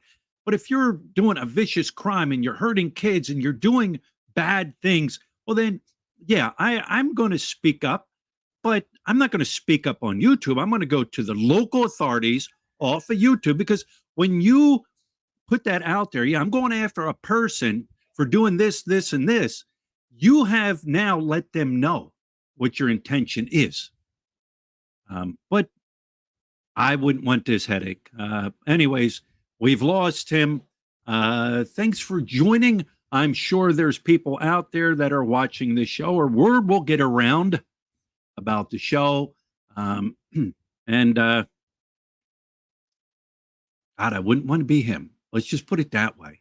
I didn't come to the Philippines, like I said, to get involved and make my life miserable or somebody else's life miserable. You know what I mean? I can take jabs at people. They'll take it. My thing is, if you take a jab at me, I'm going to jab back, but it's just going to be a tap. I'm not going to go at you full bore, involve the law. And that's just not my thing. So anyways, guys, that was very interesting. That was a surprise. I recognize that voice right away, who that is. Anyways, Alan, I know more about Philippines than you will ever know. Good show, brother. Thank you, Alan. Scott Expat in the Philippines, thanks for joining. I seen you pop in and say hello. Everyone knows who here. Barred me know his voice. All right, he wants to come back on. All right, I have one more question. All right, I have one more question, Reality Bites. And then I think I'm going to wrap this show up or move on. What do you like? What is your final outcome? Like, what do you want to achieve with all this? And once it's achieved, like, are you just going to sit back, go to the ocean, lay out on the beach chair, grab yourself some sun, enjoy your remaining life you have left on this planet in the Philippines with your beautiful wife? Like, what is it? Or do you think there's going to be if you accomplish what you're doing, is there going to be retaliation? At what point does it stop? You know what I'm saying? Yeah, I do know what you're saying. No, my life still goes on. Just because I'm doing a legal case, my life still goes on. Sorry about that, because I had walked out in a bad area and I got disconnected. That's what happened. Anyway, what's the end result of all this? Well, it's not really retaliation. It's a lesson learned that although he says I can say anything I want, I got freedom of speech, that's not true. That's not true. It's simply not true. It's according to what you say. Okay, now you could turn your head, like I said, but when it's done almost every day for 3 years, understand you have peers, old friends, schoolmates, whatever, family members, whatever, that they want to look up your name on there and they see all these horrible things against you. They say, what the hell is this guy doing? What did he turn out to be? It has to do with your reputation, your pride, your dignity. You can't let somebody take that away from you. You can't take my dignity away from me. You could try. So retaliation, you were talking about. Well, if you're in trouble to begin with, you're just going to be in a lot more trouble later on if you try to retaliate. You have to think out, well, who you've been having a problem with. Somebody tries to do something, retaliate physically or something against you. Well, who went to court and for what? What do I want from him? I want him to spend time in a real prison. I want him to spend time, and plenty of time more, to think about what he says, to shut his mouth and realize that he too is just a guest in this country, but he's not even, because he's not even legal. I pay my visas. Okay, I do everything I have to do. And who the hell is he to think he's above the law? You can't have that attitude out here that you are above the law. Now, I don't think any YouTuber out here is perfect that has a show. Not many, except maybe Bud Brown, but there's a few out there that are very you know, they're good people. There are good people out there. But unfortunately, people live for drama. You're not going to get away from drama. I'm not going to get away from drama. That's a responsibility you take for having a YouTube show that kind of goes along the territory. But there is that fine line in the sand that you just don't cross with anybody. Or is it wise to cross it? But I do understand completely what you're saying, that I, go live life, sit on the beach, whatever. Who says I don't do that? We do things. We don't talk about every damn thing we do, but we do that. But nevertheless, you started some business and you got to take care of business and just get it over with, see where it goes and see where it pans out. At least you stood up for yourself, you stood up for your family, you stood up for your values, your morals. Okay. There's no moral turpitude, whatever, on YouTube. I mean, you're going to be attacked and somebody ain't going to like you. And you've had a lot of people that don't like you, but it's according to what they do. If you were walking in the street and they came up to YouTuber, came up to your girlfriend and slapped her in the face, well, you're going to react to that, aren't you? Well, it's the same thing. There's some things you could take, like you're a jerk, you're an asshole, or something like that. I mean, come on, that's nothing. But if they call you something that nobody should call anybody under any circumstances, which this particular guy did, that's a whole different territory. That's different. That's why I'm doing this. It's not like I'm older now and I'm not enjoying my life. I am in my own way. I am. But I got unfinished business that I've invested in and I got to finish it off. But I do know what you're talking about. Absolutely. So when this is finished, if you don't like the outcome, then what? Leave it alone, Well, move on. Okay, I lost. yeah. That's all. I go by or are you like, I lost and it's human nature. Let me take another shot and keep going. Like, at what point does it's this according. end? It's according. One would say, okay, I did what I need to do and I got the results I wanted. How about if I didn't get the results I want? Well, it's up to the judge. Well, if hey, did OJ get the results he wanted? Well, sure he did. But did Nicole Brown's family get the results they wanted? No. You know what I'm saying? No. When they decide, okay, there's nothing here. All right, he's paid his debt. He's he's financially has caught up on everything he has. All right, we find him released, on your way. Have a nice life. That's it.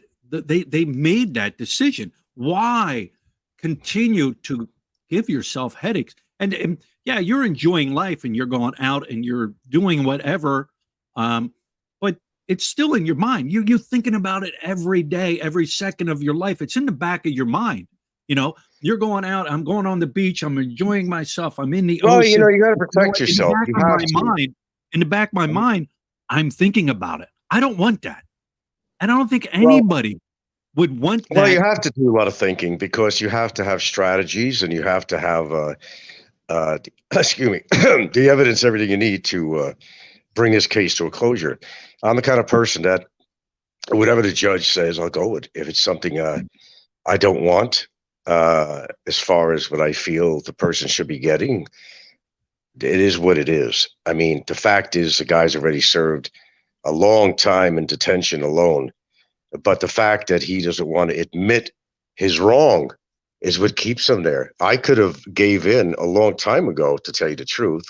There was a couple of things I was going to show a little bit compassion, but then he continued to do the same thing over and over again, and I lost my compassion. But yeah, of course you think about it. You can't not think about it because you got court hearings coming up. You got all this shit going on. It's you start something, you got to finish it. That's all I can really say. Is it worth it? To me, it's worth it because I feel that that smirk needs to be knocked off his face. He's done a lot of wrong to people, and I'm the only one that had the fucking balls to actually do something about it instead of being a lurker and saying, oh, I think somebody should do something about this guy. He's done a lot of wrong. Well, when it hit me personally, when it hits them personally, then they may do something. See, that's the way it works on here. If it hits them personally in a big way, then maybe they do something. But if it doesn't, let somebody else do it. Well, I happen to be the one to do it. because he attacked me personally. And the one thing where I grew up on the East Coast, you don't call anybody that name and expect to live, or nevertheless, have their freedom taken away.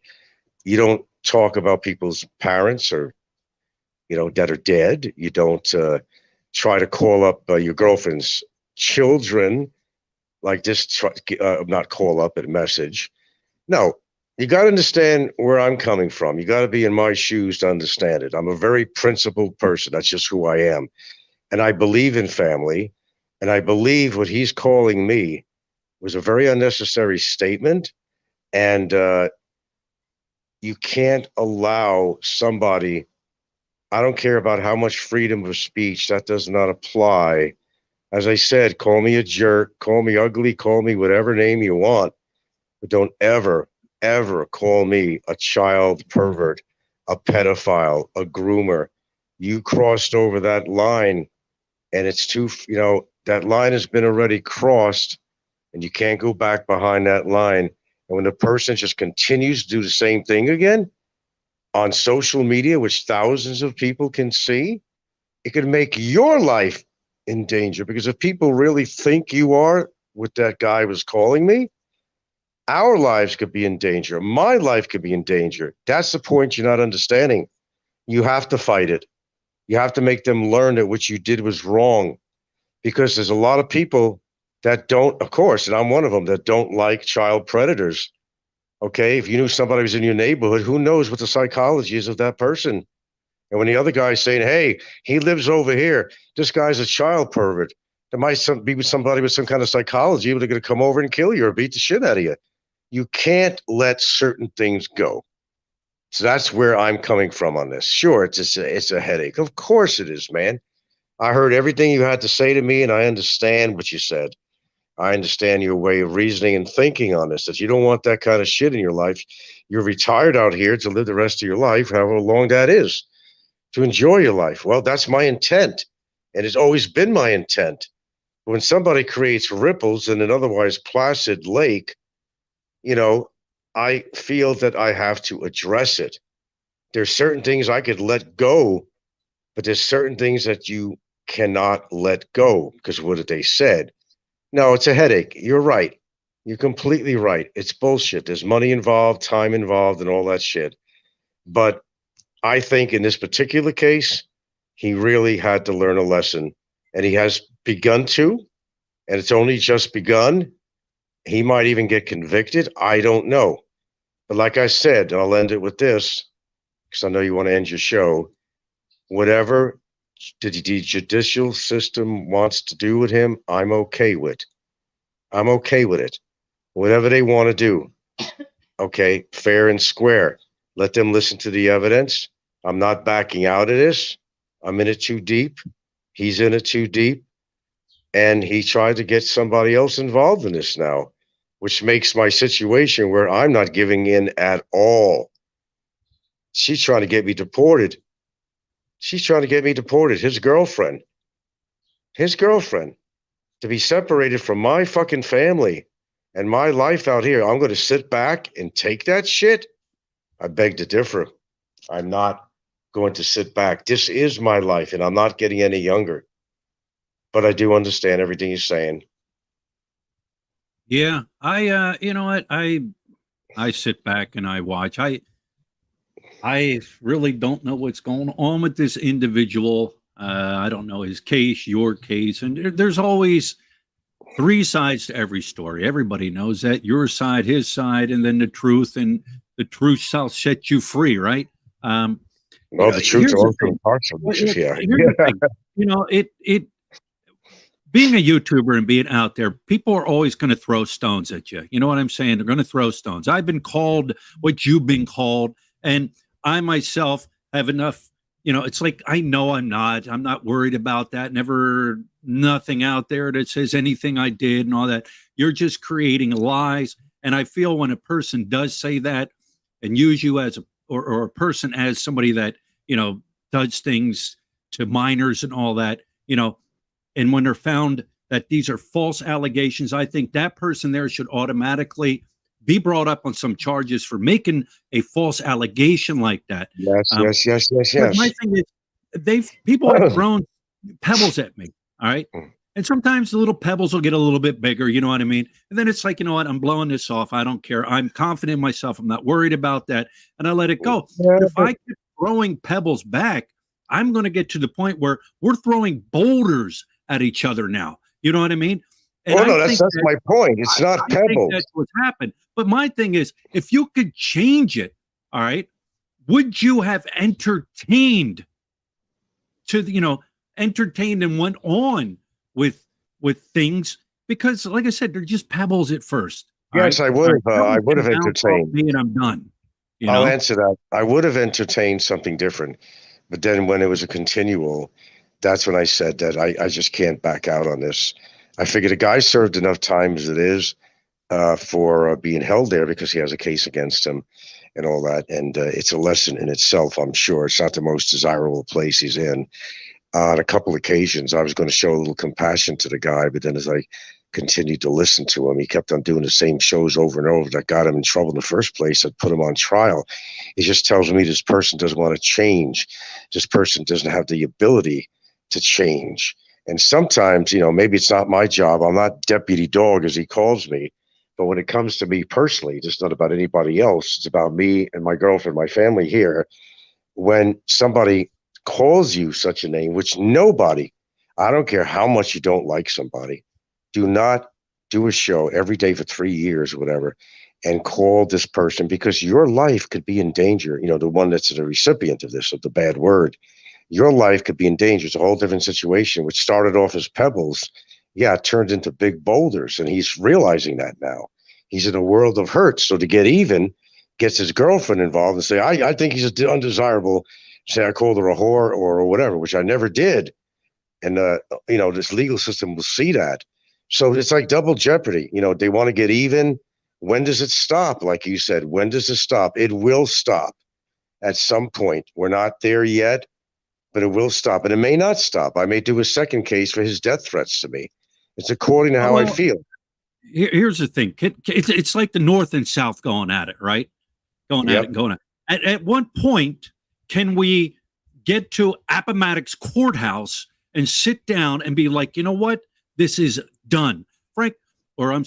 Reality Bites and the other party, you both have the ability to cease both of your complaints. You can go in and say, you know what? I'm ending this complaint. I don't want it to go any farther.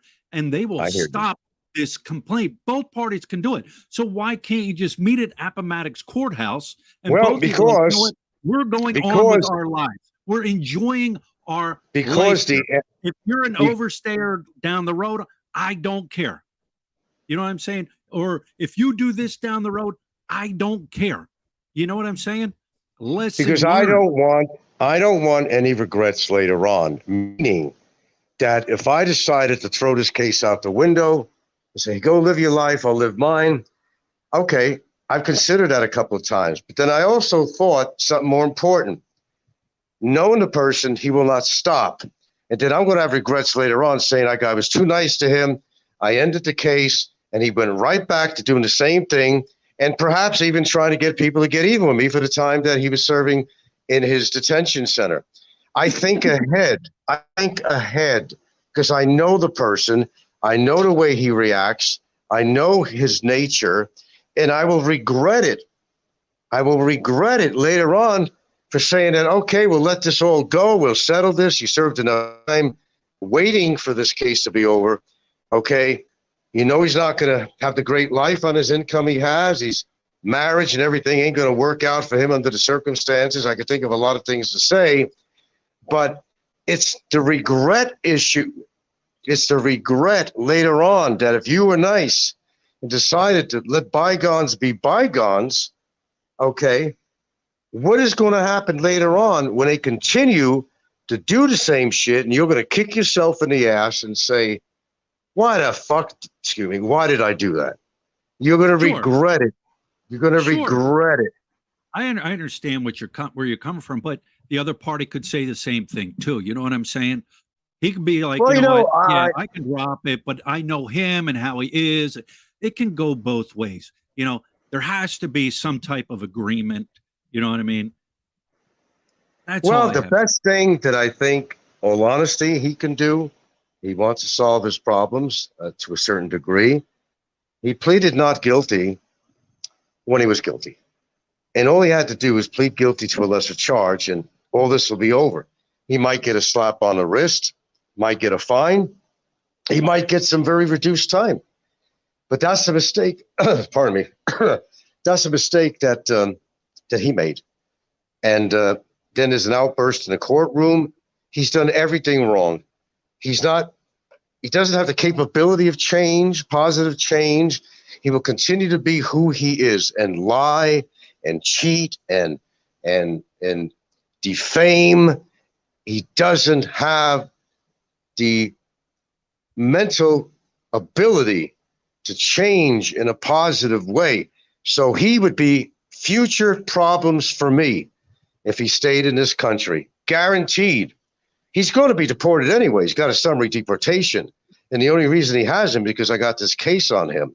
And he's not happy. I'll tell you All that. right. He ain't happy at all. All right. Well, then if you say he's going to be deported no matter what, all right, and the only reason he's staying here is because you have a case against him. If you drop that case and you're confident he'll be deported, then he's deported.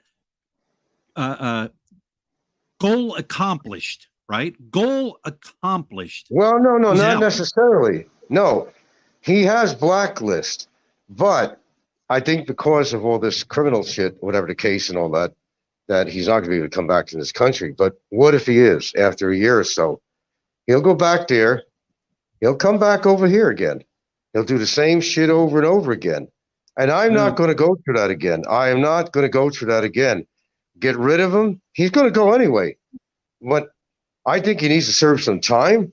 He thinks to be put in his place, knock down a couple of fucking notches and make him realize that you can't go through life doing the things he does to hurt people like he does. Look, I've been on YouTube a long time, and I've been attacked in a lot of ways.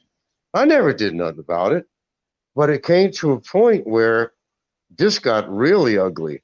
And where I was the guy that was Mr. Standback, except for a few choice words I was known for, this was different. This was different. I actually lost a Brazilian friend because she always listened to my show. She wasn't a girlfriend. She was a potential at one time. She always checked in on me. How you doing? Just want to see how you doing. She stopped writing to me because she was watching all my social media and she thought that I was like this. Even trying to contact my daughter.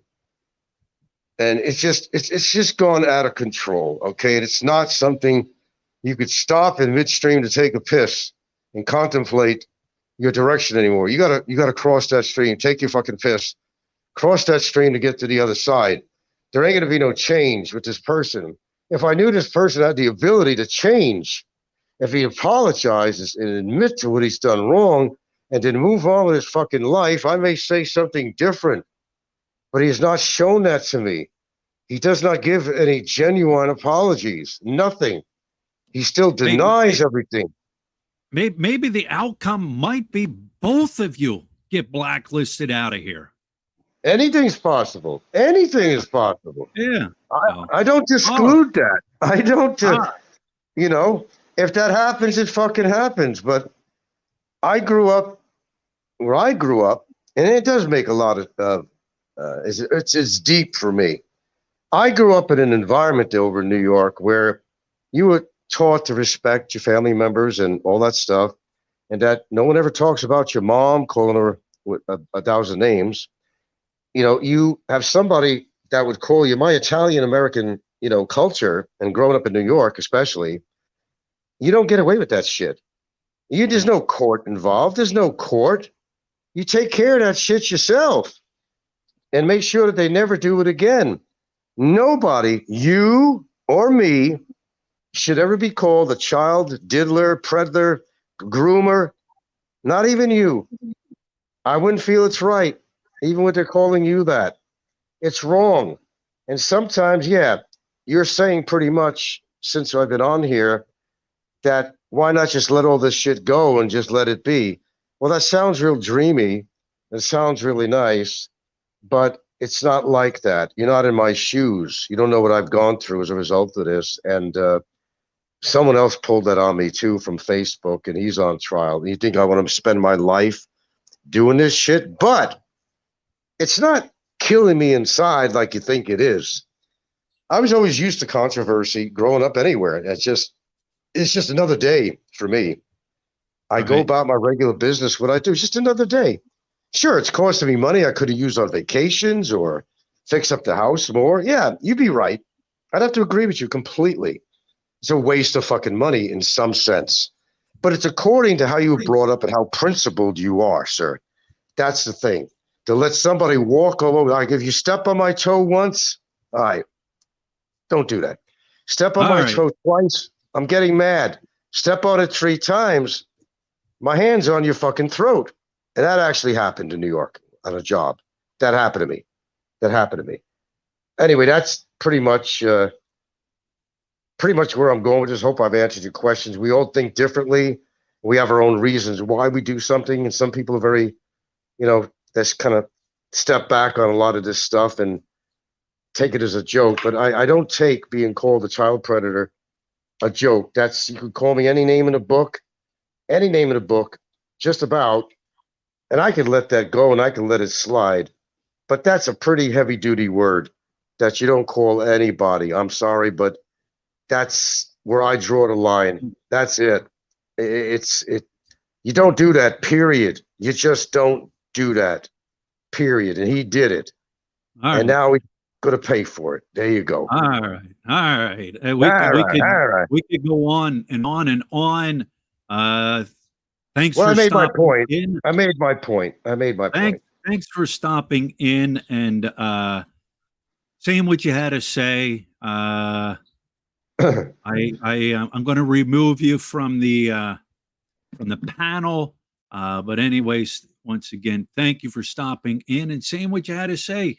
Like I said, there's three sides to every story. Hey, good morning, Mike. Kevin Gem says, put yourself out there on the media, then suffer the outcome. Yeah, I mean, I can understand where he's coming from. Nobody likes to be labeled something on social media or out in the public. Um, when they're not that. You know what I mean? It's wrong for people to do that. I don't like I said, we only hear one side of a story. Um, Trust me, this has been going on for a while. Uh, I don't know. I myself wouldn't want to be in a situation like that here in the Philippines. We come here to enjoy life and retire and everything like that.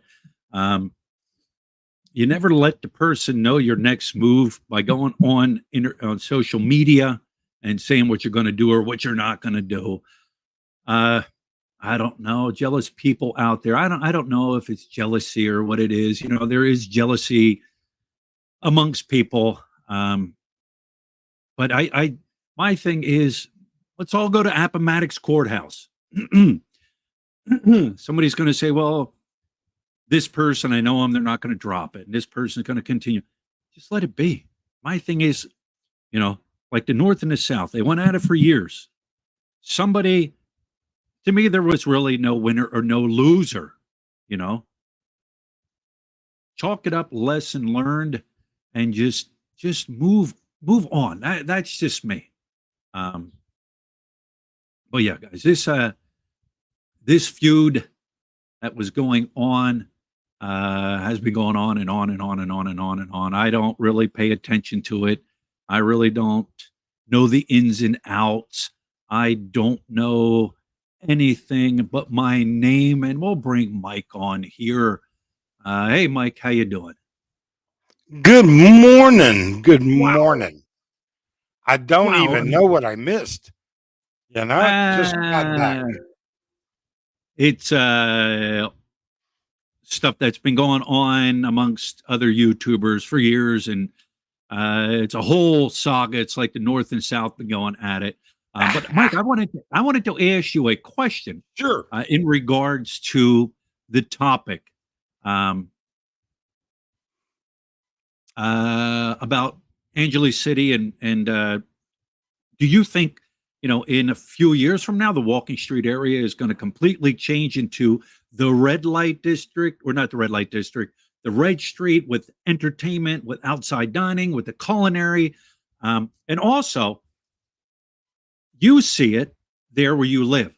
I know when they were building Candy Palace before they put the final nail in, those condos that were sold.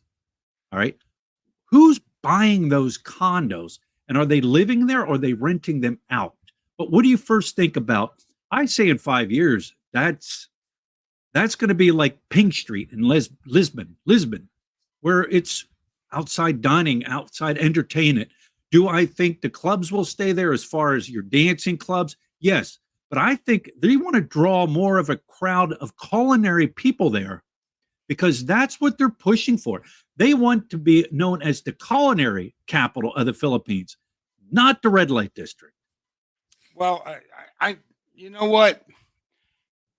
Whether Walking Street as we know it will exist in 5 years, who knows? I doubt it. That's a prime piece of real estate. And as such, I think it'll be developed as a prime piece of real estate. Will there be walking street clubs elsewhere? There's always going to be. I mean, look at P. Borges. P. Borges is an incredible, expensive, right there on Makati Avenue, right there in Makati at the edge, right by the Pasig River. All right. Yet it still exists and it still will.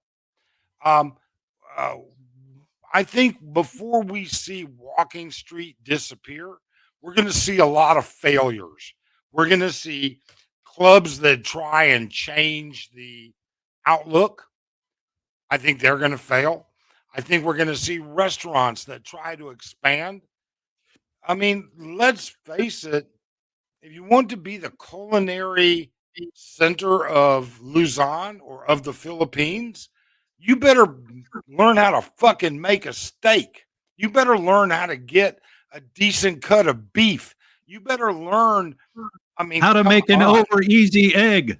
You better learn how to make an over easy egg, which my eggs this morning were excellent, I might add. All right. But I'm not going to rub it in.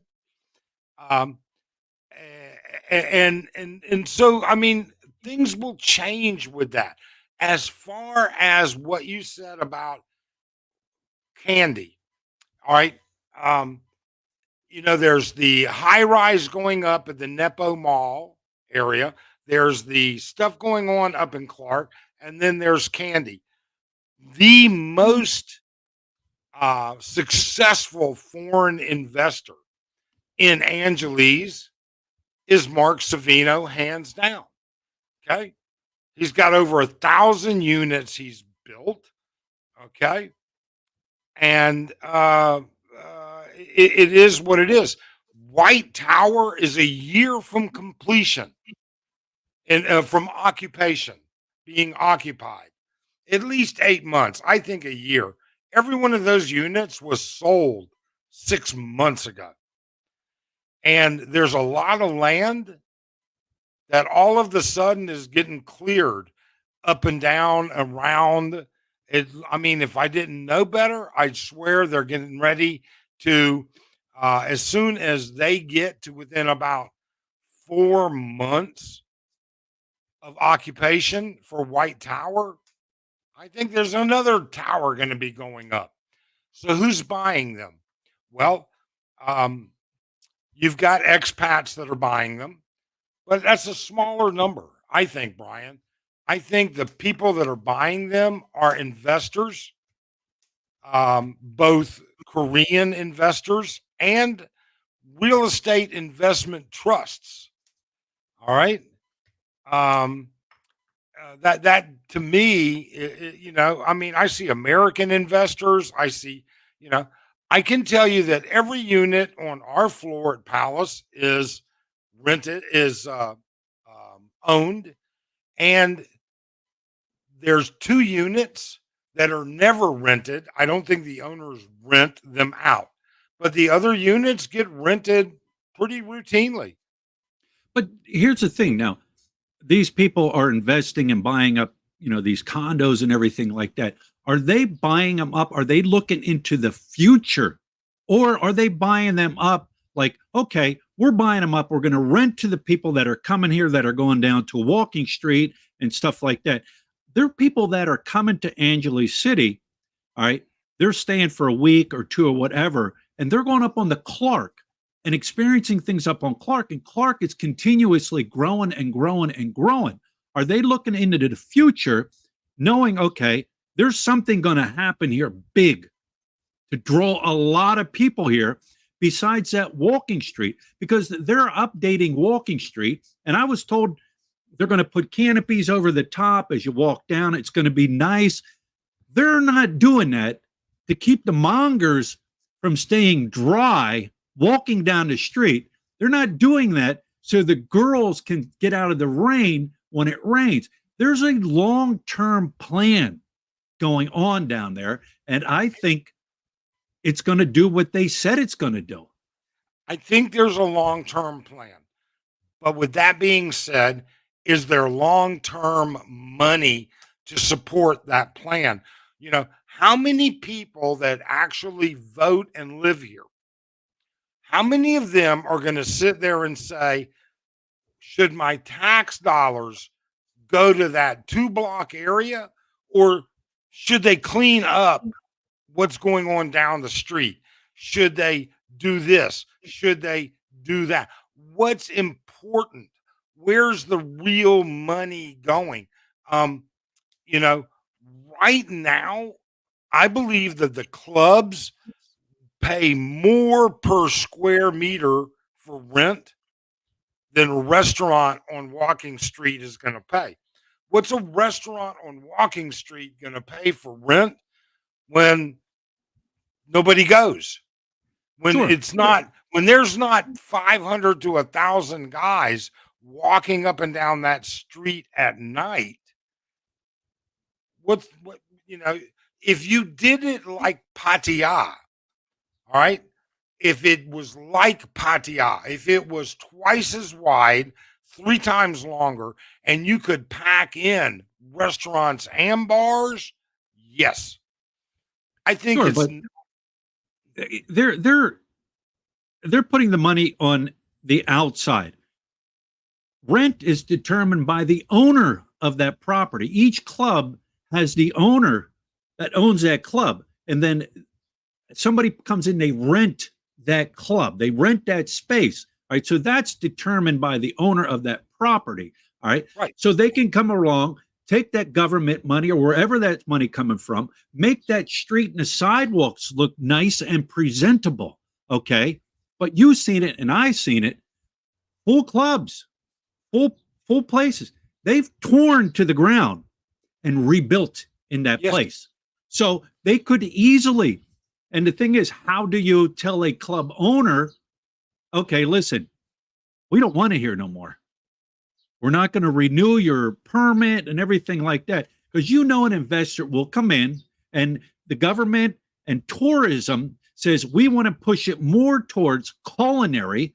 We want to be known for that. All right. And there's investors that will come in there, tear it down, and build up a nice restaurant. They will.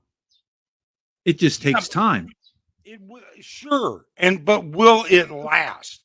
And when it fails for its 3rd time, what's going to be filled with? Another bar. Well, who knows? What if it succeeds? Because culinary is what they're pushing for. Sure. They just won some award in Pampanga for the upcoming culinary area of the Philippines. There's where they want to draw their money from. And as well as I do, say if there's 1,000 mongers there on the street every night, all right, if they can predict, all right, we're going to have 4,000 people on that street coming from all over the Philippines to fill up the area to try food and stay there, the hotels will still thrive and survive. You have other areas to go to. You got Clark. You can go up to Mount Pinatubo. You can hike up there. You can hike around in the mountains around Angeles City. You've got the Aqua Planet. You got the zoo. You got golfing. You got all that all around that area. All right. People aren't going to sit there all day and eat. They're not going to go to Pappy's Bar and Chill Streets Eats all day and eat. You know what I'm saying? But they're going to look for other things to do throughout the day. They have those big music festivals up on Clark, and that draws thousands of people up there yearly. So there are Yeah, things that can keep people there. there are. I mean, there's plenty, but I think you have to recognize what happens when that shit takes place. For instance, the balloon festival, the music festival. Have you ever seen what the toll road, the NLEX is like when Yep. those things take place? Who wants to sit in that shit? You got to leave Manila 10 hours in advance to Sure. get to Angeles City during those events. You have Sure. an infrastructure. If the Philippines wants Angeles to grow like Lisbon or like anywhere, then they got to do a couple of simple things. First off, you got these beautiful sidewalks. How about putting up a fucking trash can? How about some trash cans? How about telling the tourist police to start arresting people that are pissing in the corner? How about cleaning up their act? All right. How about that? That's a start. And if you don't, you can't start by putting up a 5-star restaurant and then having a trike driver pissing on the corner. It's got to That go. just that doesn't work. All right, let's be honest. You can't spend. Oh, you know what? West Coast Ronnie, same thing. He just said it. Public restrooms. You got to have a bathroom. But here's You the know, thing, Mike. I've traveled around. You've traveled around. All right. You can go to places here in the Philippines and you can have public restaurants. You can have a public park and it can be kept clean. They hire people to do that. All right. They don't have beggars and people hanging out there and everything like that. That all falls back on the community of the people. All right. If you put trash cans out around Walking Street, guarantee they're going to be gone the next day because somebody's going to steal them to take it in for recycle. well, then if they're going to It do falls that, on the then community. so you think a restaurant's going to make it if they can't keep a fucking trash can there? I mean, you know what, Philly? You did a video on the old lady that sweeps up Walking Street every morning. Remember her? Yeah, She's gone. I know. Balibago barangays who employed her, Yes. gone. Right. All right. Right. You would think that the club owners, all right, would do something to keep her there. Would the club owners just chip in a lousy 100 pesos a month each club to pay her salary? No, No. no, no, no, No. no. All right. Do you know? I mean, you got to have a decent infrastructure.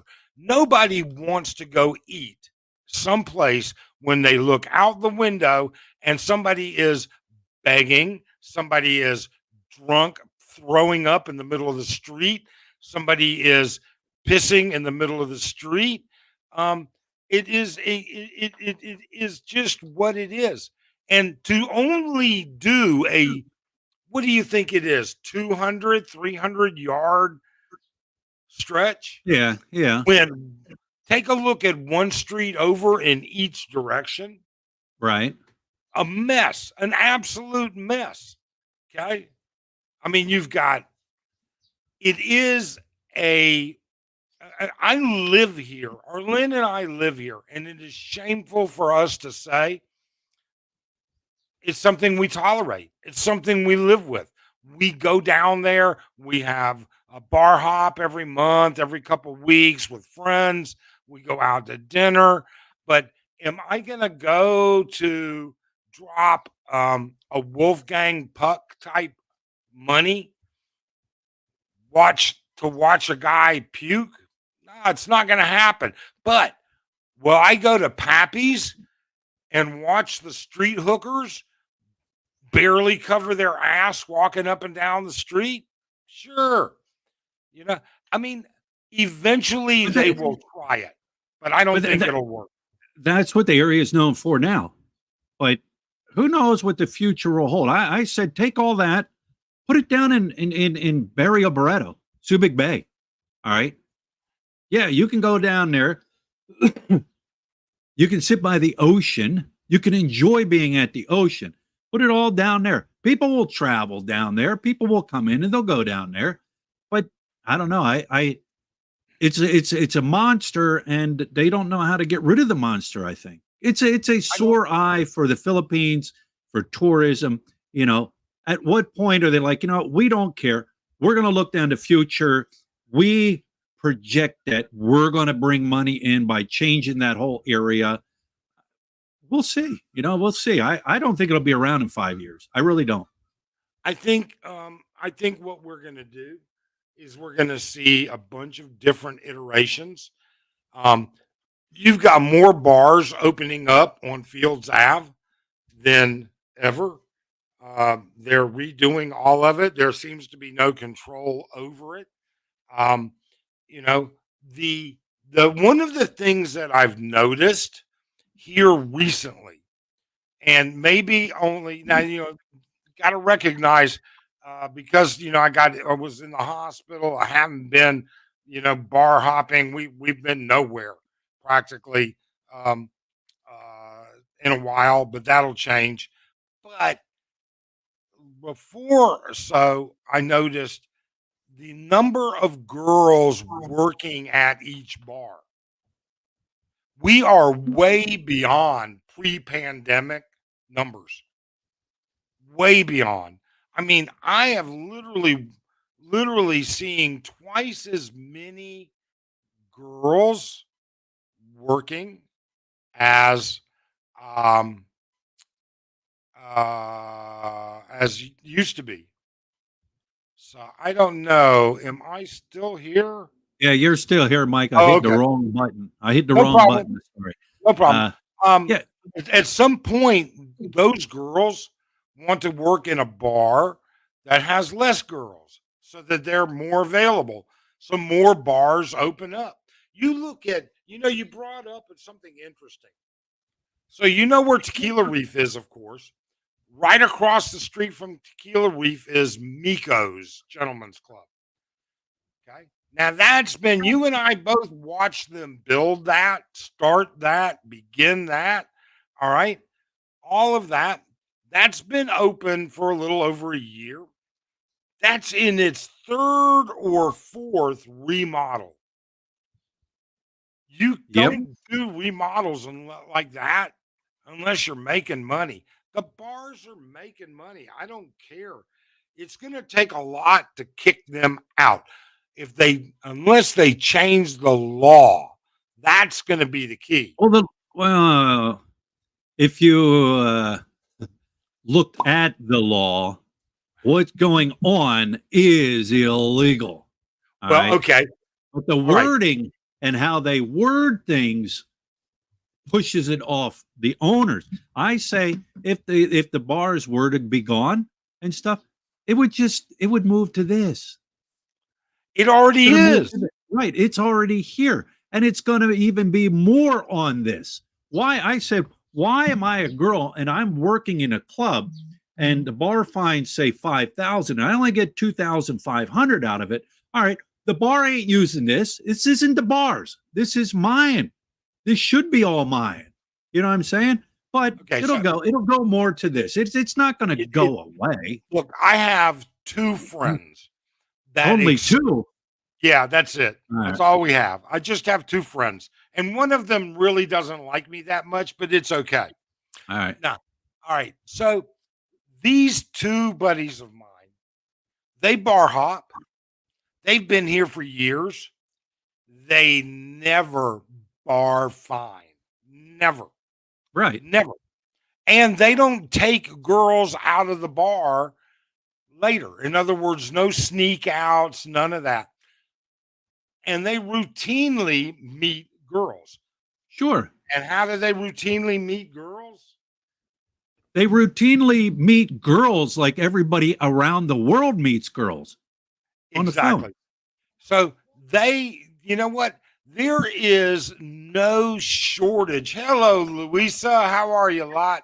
You're looking beautiful as usual, young lady. Ah, But no, I mean, it already is online and it right, already is prevalent. I had breakfast with a buddy this morning, Phil, and Phil showed me he's got like 15 messages in the past 48 hours on his Facebook from girls he's never met in his entire life. right. I mean, it's a plethora of stuff. Wait, hang All on. right. Let me show you. I'm going to show you something. Oh, look at that.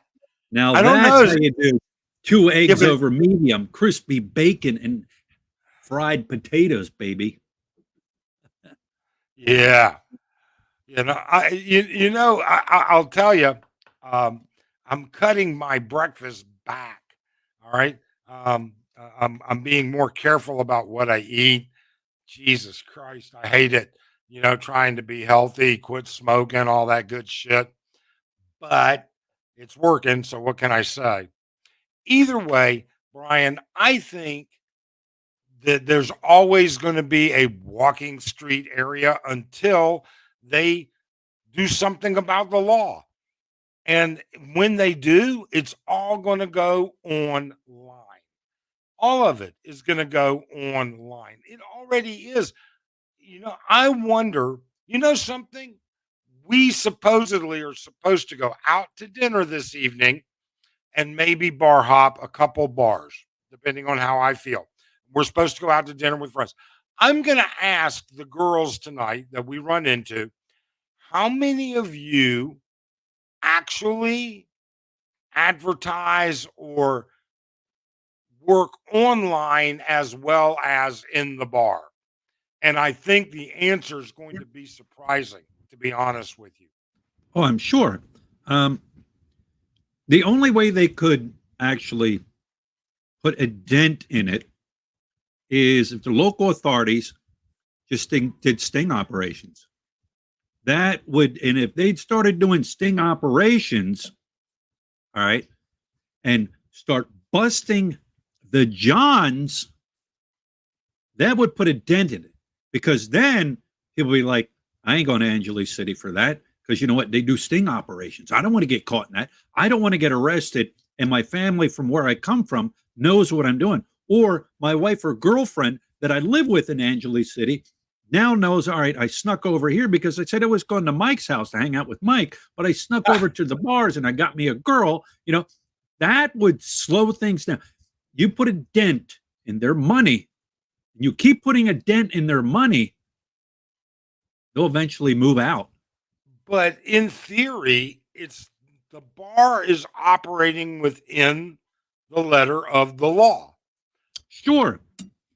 But if you bust the Johns and the girls, all right, nothing Yeah, to do with the bar. but didn't But they try they that in facilitate. Philadelphia? The bars facilitate the girls. All right.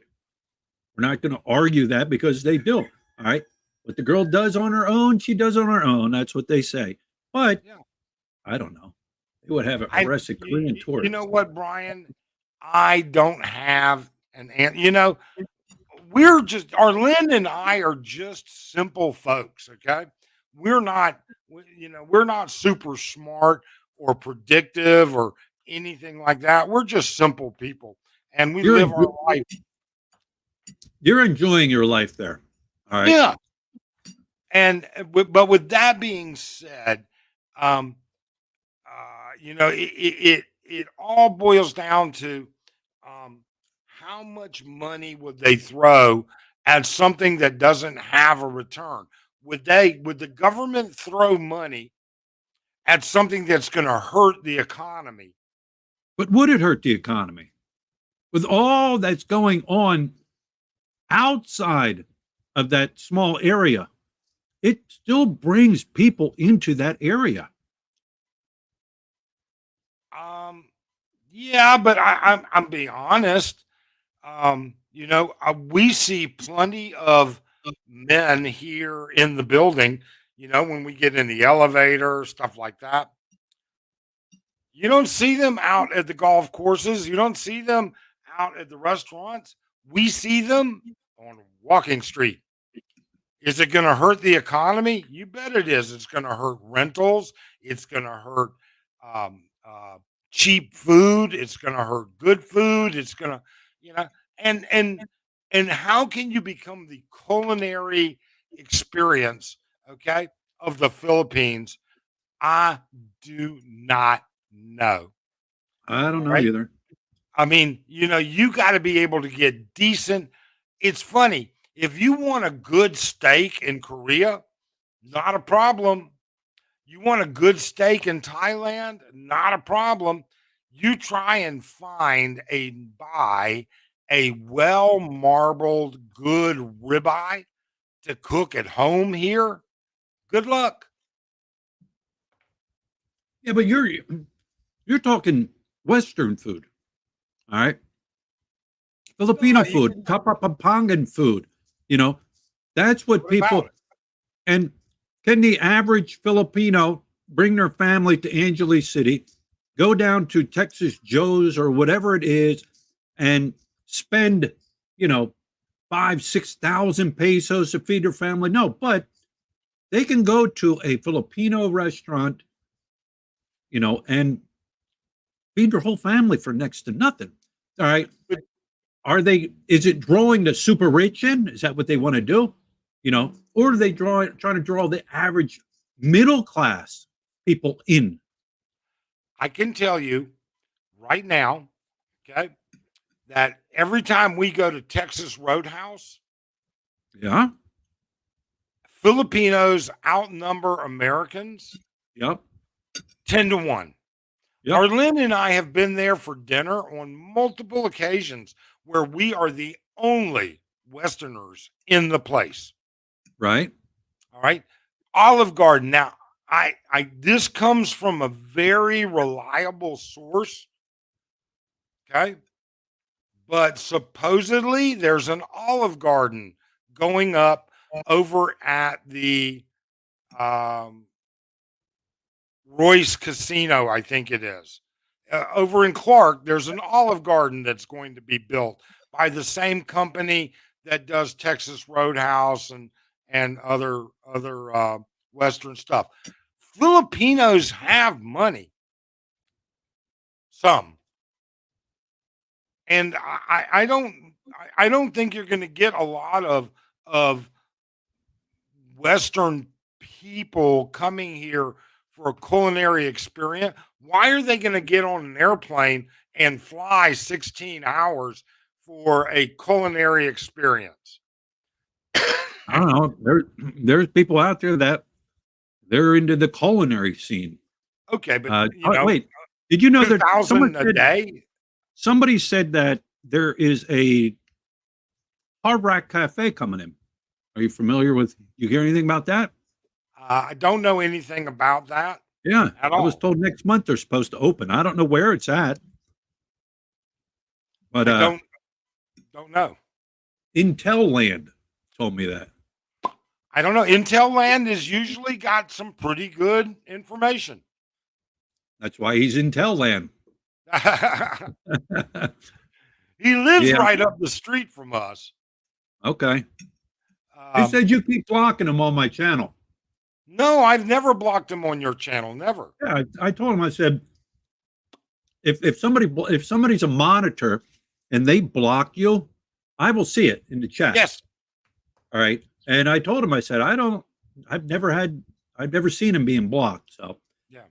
all right, Mike, I am going to roll. It's been 2.5 hours. We went from discussing, this discussion we're talking about to having a special guest enter the room. And that's when you came in. Who did you have as a special guest? What were they? What did I miss? I need some Well, gossip. there's been a feud going on for years between two expats, and one now is in jail. And They're Ooh, retaliating against each other legally, and this has been going on for a while. And like I said, who wants to live like that here in the ah, Philippines? You know, even if you say it doesn't bother me, yeah, it does because yeah, you're going out, you're going to the beach, you're enjoying your life, but in the back of the mind, it's still there. You're thinking about it. yeah. I just wish they would both just, Well, say a you saw goodbye. Jungle Man Space Cowboy Yeah.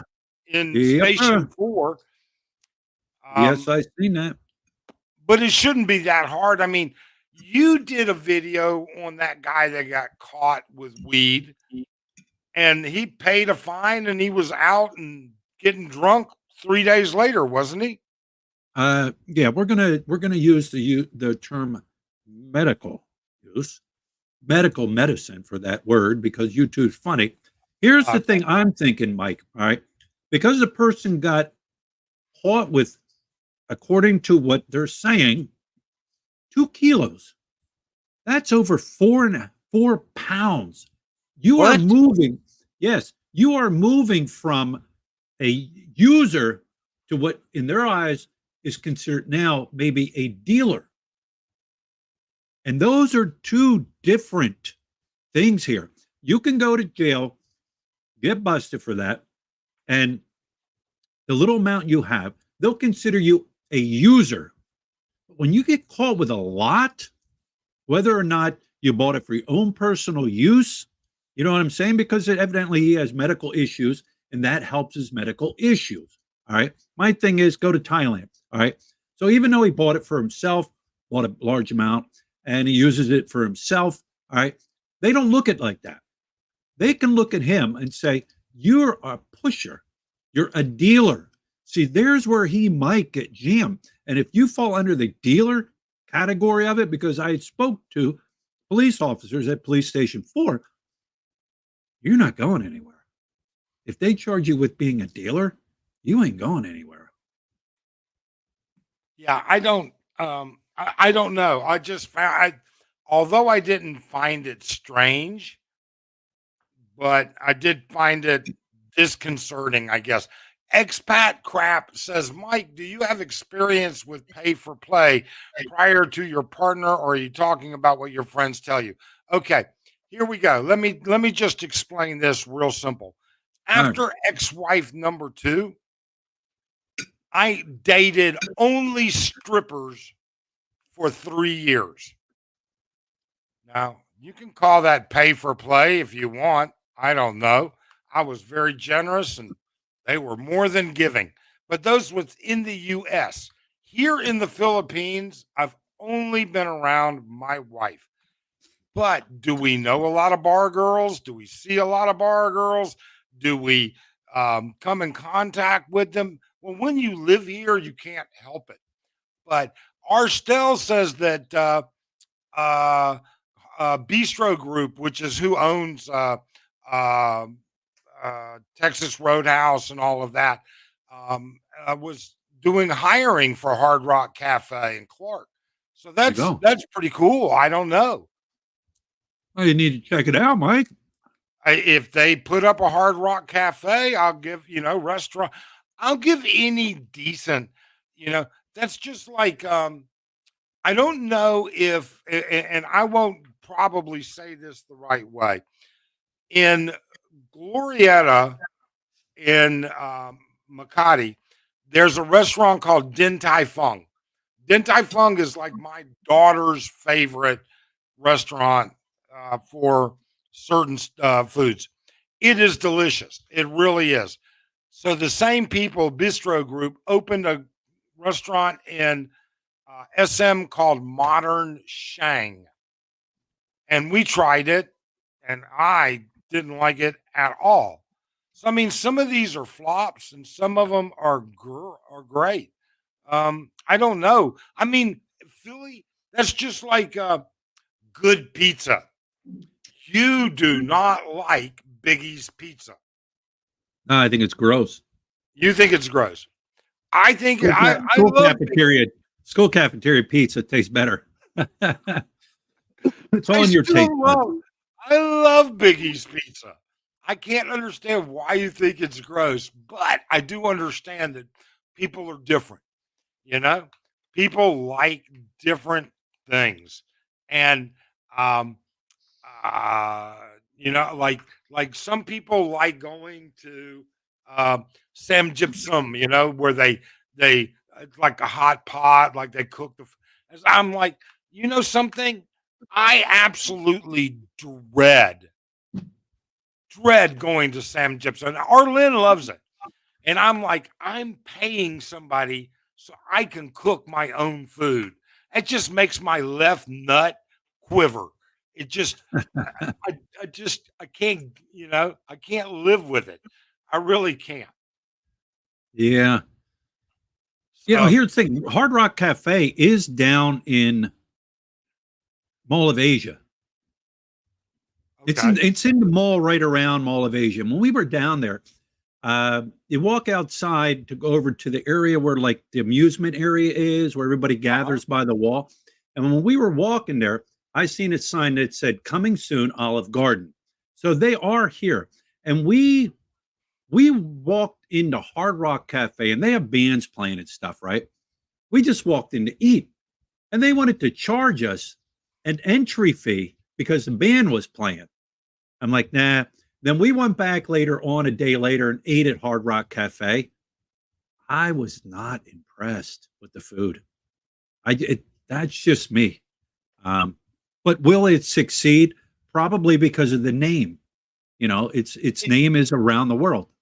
it might be. I mean, you know, I've stayed at the Hard Rock in Vegas on multiple occasions and Uh-huh. never impressed with it or its food. But it has a name, it has an agenda, it has Right. marketing. So, Right. you know, it's kind of like, well, you know something? It's kind of like being the hottest bar girl in the bar. You got a name, you got an agenda, you got marketing, right? But you and I both know you know, you can only put so much lipstick on a pig. It's still a pig. Right. Before I wrap this up, Mike, did you see where they imploded Tropicana in Vegas? I heard about it. That's the second oldest casino in Las Vegas. I was I heard. watching the news out of Philadelphia, right? And they were showing it live at 2 a.m. in the morning. Now, you remember years ago when they imploded a building? We imploded, everything's dropped. They turned it into an amazing spectacle. Fire, Really? fireworks going all over the place, drones up in the air, like twisting and turning and like riding different things. Oh, they turned it into a spectacle. It was pretty cool. But yeah, that's gone. They imploded it. Huh. I don't. Oh, huh. I saw when they imploded. We were actually in Vegas, so I can't remember what it was, but it ended up being bought by the fountain. It's over there by Circus, over by, and they were going to make it a fountain blue, which is like Okay. super expensive, and it failed. Um, and then Resort World ended up buying it. You know, out of Resort World, the one out of Manila, they Uh-huh. bought it and they finished it. But there was a big, like, multi-story place there. I can't remember, Brian. Really, I can't. But we were there when they imploded it, and it Okay. was pretty cool to watch it just drop Oh, straight down. right, right. Yeah. All right, Mike, I am going to wrap this one up. Fingers crossed, guys, fingers crossed. The drone, according to Amazon, says it should arrive today. All Which right, one did like you I said, get? the Mini Pro 4. Nice. Yeah, Ah, there's everything I want, except for water avoidance. ooh, West Coast Ronnie. Yes, I think it was the Stardust, if I remember correctly. But you know what? It's been so many years ago, and I'm so old and pretty forgetful. So I have no idea. But so when's it going to get there, Brian? When can we see some? If it gets here today, I'll charge it and mess around with it today. I've been watching video upon video upon video on the different settings and everything like that. I ordered DJI, what do you call it?